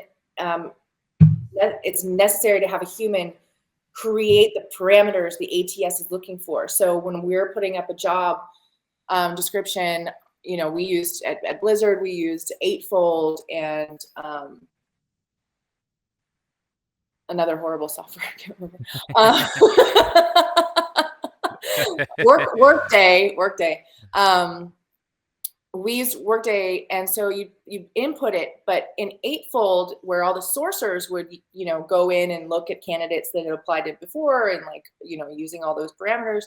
Yeah. You specifically have to go into that job, and you have to create your own buzzwords and keywords that you want to look for. So if you don't do that, and a lot of times they don't, it's just leaving it up to the system that doesn't really understand anything. I think for, like I said, for specifically like art kinds of portfolios and resumes, these softwares are not made for that. They're made for business, you know, like all those legal terms and HR terms and stuff. They're not made for Katana and Well, Mudbox. Even not even just software, even employment history. Like in normal industries, it's a red flag if you have a job for 3 months over and over and you're jumping. Mm-hmm. But in VFX, or many have like, I worked for 10 years, and I have like 5 other jobs these 10 years. I mean, it's very unique. Are there any other are there any red flags that pop out on resumes for you when you're going through? Is there anything people should like avoid putting on their resumes? Like, I remember back in the day, I would list my hobbies. You shouldn't do that. That's not nobody cares you like to play guitar, Doug. Like, it's not going to get you a job. like, are there anything that people should just be aware of nowadays? I mean, it's cute if you got to fill up some space, for those people coming out of school, it might be good to put some of that stuff on there. I think as you grow in your career, education should no longer be at the top, and, nobody really looks for education anyways anymore, really. But your skills come first once you're more experienced, obviously. I think the one red flag that some of us really have a debate about, a lot of recruiters have a debate about, is the 3 month. The jumping. A lot of us, will do more of a deep dive in that. Were they invited back to another company? Or are they always going to different companies, staying for a little bit, and then never going back to another? Because we all understand a freelance world, they're short contracts. I think we also have to know what type of artist you are, because sometimes that doesn't make sense for effects artists or production supervisor. So things to take into consideration. Another thing that I'm actually stressing about right now for me is declining in title. So like, I was a manager at one time, but it was for a small company. And then I got brought on as a recruiter, and then I got to senior recruiter. And then at Blizzard, I was a mid-level recruiter because I was going into a completely different industry and I didn't know it. And so I had to take a step back. If somebody doesn't really stop to think about the size of the company, the new industry that I have done twice now, always kind of having to either go, laterally or take a step back to learn, it can look really bad. So hopefully a recruiter will have that knowledge, or you have to spell it out in their cover letter. Or is a summary, a brief summary underneath a job to say those types of information, then bullet points underneath there. Would that be a way to tackle it? Yeah, explaining gaps in your employment, I think are really important. Putting, were you laid off? Or, did you just go for a new kind of style? And there's my dog. There's your dog. What's going on, man? He agrees. He's got a lot to say too. I love it. Well, assuming that the artist gets through, assuming like they are that perfect candidate and they're getting to that salary negotiation part. We had one member ask, how should you handle the question, what's your salary expectation? It's kind of what's your tell me about a time you failed, like how do you approach, it feels like a trick, but every day. Truth. How should they, like, in your experience, what's the best way to handle that question? Salary? Yeah. Again, I think it depends on the company, right? Companies like we're big enough to where they really, have to follow these legal parameters as far as like equality in title and gender and all of that stuff. So even if you say I want 80,000 and the job pays 100,000, they would have to give you that 100,000. You can't lowball yourself. Smaller companies that don't really have HR, that's where it gets scary, right? Do your research. Don't be afraid to ask your friends what they make. and really compare yourself. If your friend has got 5 years experience, you have 2, you're not going to make as much as your friend. Again, it depends on the size of the company too. A big company can pay a lot more than a smaller company for the same role, or it could be startups pay a lot more than a bigger company because corporate, whatever. So you have to know what your worth is. The salary bands help. I always say if there's a salary band from like 90 to 150, go for the middle. Yeah. You're never going to get that high one, and you don't want to go for the low, right? So always go for the middle. And then if you say a number that you are comfortable with, I would say add 10% to what you want and say, I'm negotiable. Okay. And then you just leave it at that. If somebody comes back to you, if a company comes back to you with a counter, don't be afraid to, say no and counter again. Because if you've already gotten that far with an offer, they're not going to say, sorry, we're walking away. They're going to come back at you with their best and final. And that's when you can decide whether or not you want to take it. Yeah. But don't be afraid to negotiate, because once you get to that offer stage, they're not going to go, we've done all this work. We've put all these offers together. We've gotten all the approvals for this number. Da, da, da. They're not going to walk away. Yeah. Yeah. I wish I saw this when I was younger, because that was the worst part of finding a job, was the salary negotiation. For my Midwestern self, that was like, ooh, no, whatever you got, whatever you can spare. That'd be, like we can trade traumatic stories of our idiot past. I have plenty of them too. Angela, you were talking about efforts that companies take for diversity and inclusion, in gender and race, and then neurodivergent and disability, or differently abled backgrounds. Some of these things, like for me, I just applied to a post at like the Mill, and they had all these like questions about affiliations or associations, and then they had questions about disabilities. And I'm neurodivergent, and I have what classifies as a disability, and it was weird for me to say yes to that. And it's like, well, do I say yes for the hope that like this will hit me up a peg to like include me into a thing, or is there a possibility that they'll just ignore me, but like do it in a legal way? It says like, well, you just didn't pass that. Like there's a stigma to a lot of these things. Yeah.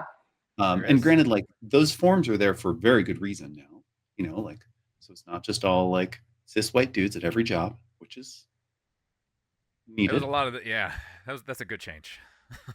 But so as you're filling out these forms and giving them more and more personal information, like I just want reassurance that that's a safe action for the applicant. I mean, again, it depends on the company and what their HR strategy and knowledge is, right? I mean, do they follow the laws? I've taken, HR certificate classes, and I've had mentors that were very, very strict, HR wise. It differs every city, every state. Yeah.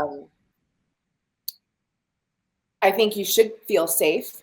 And if you don't feel safe, you don't have to say yes or no. You can say no until you get that offer, and then you can say, oh, by the way, because then they have to give you accommodations. Gotcha. But the thing is like, it shouldn't hurt you at all. I think what it's meant to do is give the recruiters and the team a kind of a heads up. Okay, we're going to offer this person this. Now we can ask them, because they've told us this, because we can't ask if you have an issue. We can ask if you have a disability. Now that we are offering you a job, let us know if you need any accommodations. I've had that happen when I was at LAIKA. We had to have somebody have a special desk, make sure that was wheelchair accessible and all that stuff. So it helps us prepare and make your life comfortable. But it shouldn't, it should not come into any kind of decision-making process of hiring or not hiring at all? That's such a good question. Yeah, as a colorblind ADHD compositor, I have wrestled with this exact same thing, man. How do you? It's scary. It's scary to be open, and that's a great it question. is. But they're just keep this in mind. They're not allowed to ask you about anything in the interview process, which kind of makes it weird that you're actually being asked in the application process. Yeah. I don't understand it. I'm not, a lawyer, and I'm definitely not the highest an HR director. I don't know why they can do it when you can't ask that kind of stuff. You can't even ask, gender or anything at all. It's such a weird process, isn't it? It's uncomfortable. It's scary. It's totally contradictory to me. Really. Yeah, it really is. Yeah. What's one question we had a lot popping up too? I have a cool little, I should have shared this with you, Dan. I have a cool little question picker thing I coded. It pops up a random question. I love the kind of nerd you are, Doug. I try. I love it so much. I try. What's one piece of bad advice you see other recruiters giving on social media that you just love to see stop? Because I know. Even if it's not recruiters, so you don't have to I've seen on other recruiters. What's bad advice that you see other people give?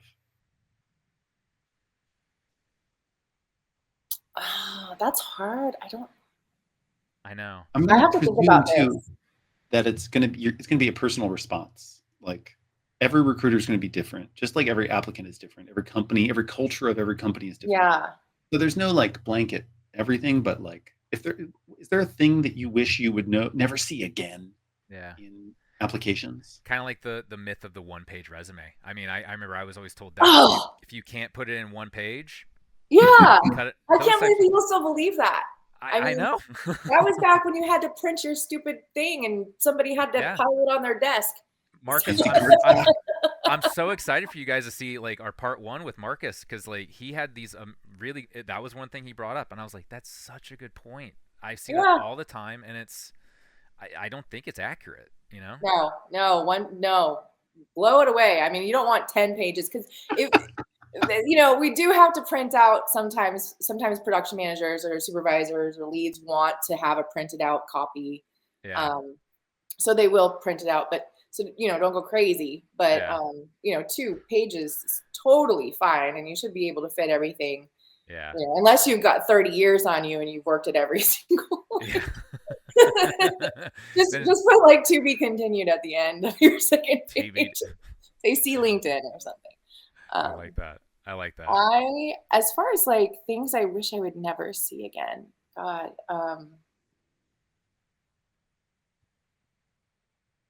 I really can't think of anything. I can think of applicant things that I don't want to ever see again. Yeah, please tell them. Yeah, that's relevant. One, please don't apply to everything. Read the damn job description. Yeah, there's nothing worse than getting that. I have always dreamed of working at so and so. Be like, that's not where you're applying, buddy. I remember we had somebody. Dan will remember this. We were looking for head of story forever at LAIKA.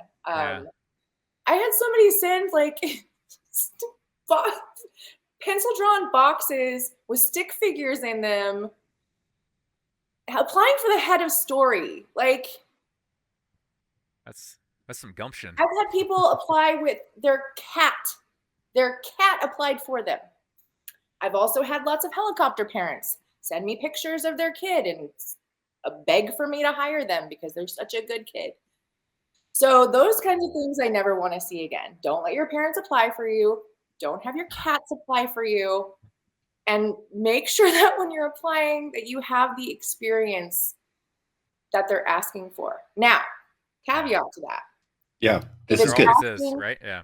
For 5-6 years and you have 4, don't be afraid to do that. If they're asking for a lead and you're a senior and you've had lead experience under your senior title, because that happens so much,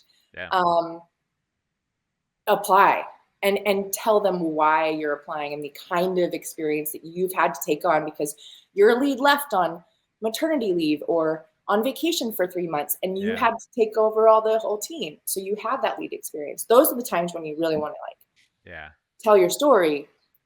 Don't be afraid to apply a little above your station. But if you're right out of college, 1 or 2 years, and you're applying for a senior level position, just because you were a producer on your student film doesn't make you a producer in real life. I was VFX supervisor for my first. Come on, I've been there. You were co-VFX supervisor. Your dad was there too. It was okay. Yeah, I was a real good boy. You're always a real good boy. So that's really interesting to me, because I'll often see a position, especially now being out of work for a longer period of time, or also there's every VFX thread I've ever seen. There's maybe 5% of the posts on the community thread are about, hey, who's left the industry before? Or who's gotten into the industry? How did you get in, or how did you get out? Yeah. And this is more of like a general application question than this is about more transferable skills. So transferable either to a new higher position or to a different position. Let's say I'm a compositor and I've just done a ton of matte paintings. Then I want to apply for the matte painter position. Or I'm a lighter and I've only done I've never worked in a game engine, but I've worked on all these great products and I want to move to video games. Yeah. There's got to be ways to sort of stand out. And I guess that's what you're saying. It's if we explain why we think that we're fit for this position, but would that be in the resume then, and saying hey, I know that summary, I guess. That would be a summary or a 1-paragraph cover letter, or if they allow text, in the application, or something that you would send to the recruiter on the side. An explanation is always good, but you have to be realistic about it, right? If you're trying to be a senior effects person going from animation or film to games, you're probably not going to be a senior. There's a lot to learn. It's very, very, very, very different. So do your research and what the differences are, the softwares, how, transferable they are, because I know a lot of softwares out there. If you've done one, you can pretty much pick up another one really quickly. But a lot of the times, the people that are hiring, the hiring managers, are going to be wary. If you haven't used that software before, they're not going to put you in a senior position, because they're going to have to pay you a senior salary, and then you have nowhere near the experience of their seniors on their team, so that's not going to look good, right? So if you're switching industries, which I've had to do 3 times now, you kind of have to take it. You have to kind of go down the mid, or low senior position. Don't expect to go completely laterally. Just be realistic about your experience and your expertise and what you've done. Yeah, that's Angela, you seem just. I mean, I know you. We've worked together in the past. I'm so glad you're here. But I guess I didn't know you as on such a professional level in the past. You're so knowledgeable about the positions and the requirements for the positions. Is that a normal level of knowledge for a senior recruiter? I would hope so. I mean, that's the other thing that kind of scares me too, is that there are a lot of new recruiters out there and they don't have that amount of knowledge. Yeah. So they could, you could be passed on because of the lack of knowledge or expertise or experience. It took me a long time to look for the size of the company and how that differs in title or experience. It's a lot of factors that you have to look at as a recruiter when you're evaluating a candidate and comparing them to other candidates, which you can only learn with time, Yeah. Yeah, I find we have a lot of mentorship in the VFX industry. Even in production and recruiting, there usually seems to be a growth process where the mentor mentee, with everything going, post COVID, remote is now a thing. How are you finding that mentorship in a completely, remote world? It used to be the water cooler. Now it's Google Meets. Now it's Zoom. Yeah. How do you think people should approach that new dynamic in the industry? I think it's really cool. LinkedIn is starting to get very mentory, very more social than it used to be. I think. You know what's really good? VFX Talk. It's a free Discord. It's full of tons of people. VFX Talk on Discord is by far the best. Great. To go check out for mentorship. Yeah. I would say take advantage of all those things. You know, there's so many people out there that are making themselves kind of the gurus of the industry. Like, you know, in the game industry, there's somebody, Amir Satbat, I think that's his name, who has done all this research and compiled it and like sends out jobs and does exactly what you're doing and gathers other recruiters and other artists to put on talks and like give advice. And I would say hold on to those as much as possible. Every recruiter is going to give different advice. We do have some very similar feels, but you're going to hear different things from different kinds of recruiters and different industries and different size companies. Yeah. So, you know, take it all in and decide what's best for you and what you want to follow. Yeah. Yeah. That's, you know, and I guess like too, the message is like, you have to decide how you want to present yourself. Like you're talking about, you have a lot of people being the gurus of X, Y, or Z nowadays. Is a personal website still applicable in a social media world where, I mean, I see a lot of art stations flying around instead of, you know, yourname.com, or just Instagram. I've seen a lot of people just have portfolios, and yeah, I know, I feel the same way. Don't do that. Is there a specific way you like to see artists present themselves? Yes, thank you for mentioning Instagram. Please, please, please, please, please. I don't need to see what people think of your art and scroll through many comments and likes. As a recruiter, don't have time for that. If I see an Instagram portfolio, I don't even look at it. I won't look at it.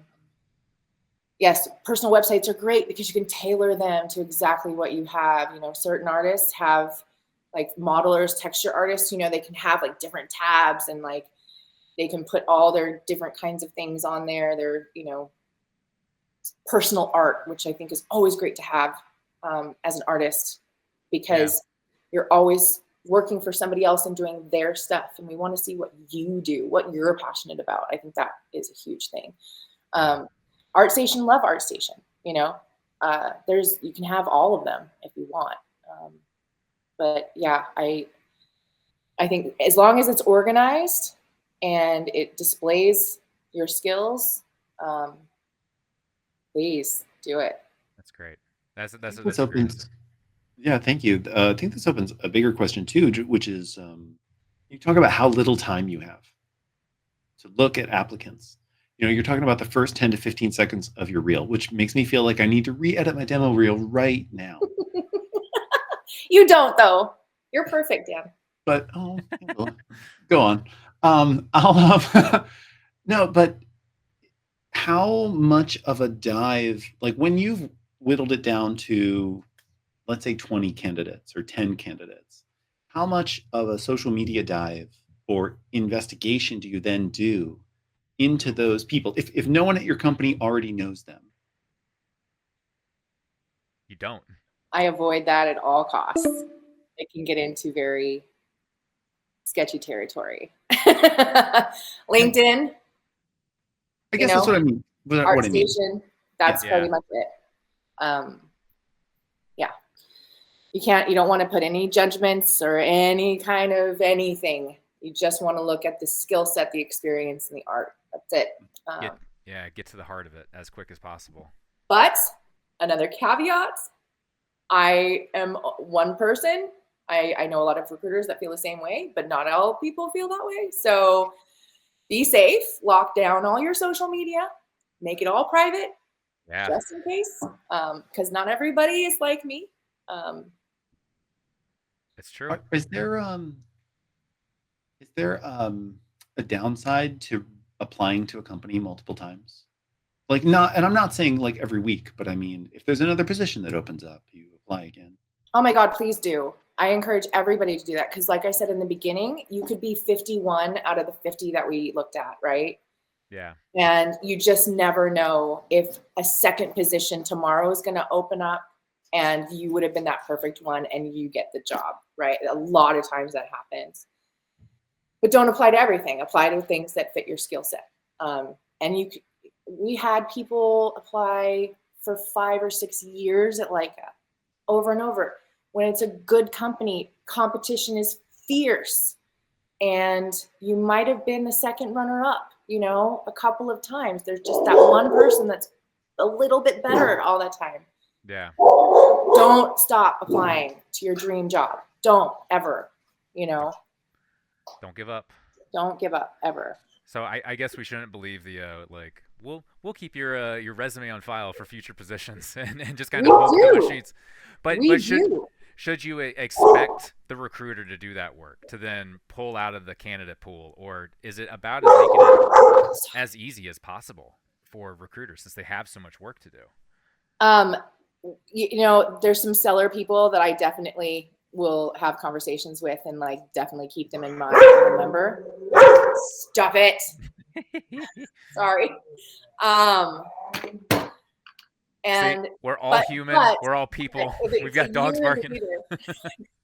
They all agree. They're my, yes. But if it's like a year later, you tend to kind of forget. You're like, I know that there was that one person that had that one reel that I really liked. Yeah. So the key is follow up. As a recruiter, a lot of times I'll ask somebody, follow up with me every 3 months. If you are on the other side, if you're getting a rejection or something, always reply, say thank you for taking the time, and say, is it okay if I follow up with you in 4 months, 5 months, just to check in to see if there's anything on the horizon? Because a lot of times we'll know that there's an opening 3 or 4 months ahead of time and it's not posted yet. Yeah. And if you happen to be that person that checks in that we really liked, that goes to the top of the pile and I'm waiting to put you forward for that position when it opens up. So never be afraid to ask if you can follow up. He's saying you gotta really fight for those. You gotta be vocal. Mm-hmm. You gotta bark up the right tree. They lasted. He did it. He did it. The day after Father's Day. Tree. That's right. That's right. That's amazing. Well, working from home. I know.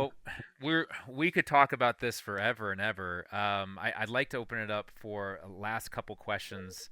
Dan, what's the one big budding question? Because you're just like Angela. You're looking for the next gig too. You've got a recruiter. What's that one big question that you want to ask? Yeah, the real question is, how do you stand out? Because if you make a connection with a recruiter like yourself, who is marvelous. I don't understand why you're unemployed at all. That boggles my mind, but okay. The industry is broken. That's why.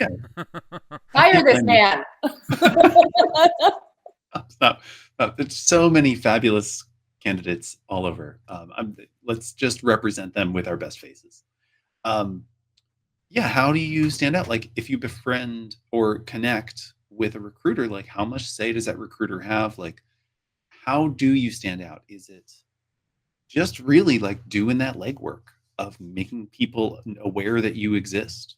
Is it being brave and being vulnerable and just saying like, hey, like, I'm looking for this, and if you don't feel like I fit there, then I'll just have to do it again some other place. Yeah. It is all about networking. It really is, because, somebody in this industry is so small, and somebody in this industry is going to have get hired at a place that might have a position that they're hiring for that fits your skill set.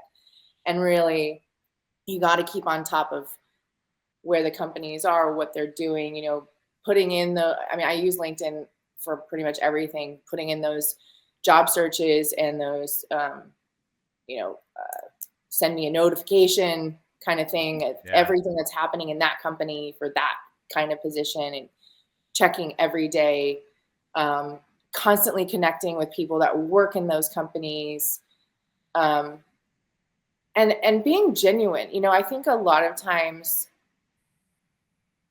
we as recruiters, we hire people, we have this amazing experience with them until they're hired, and they kind of like leave and go on their way, especially now that everything's remote. You don't really have that friendship with them, you know, like Dan and I had, where we would see each other at board meetings and pixels and pints and all these different events, and day to day at the studio.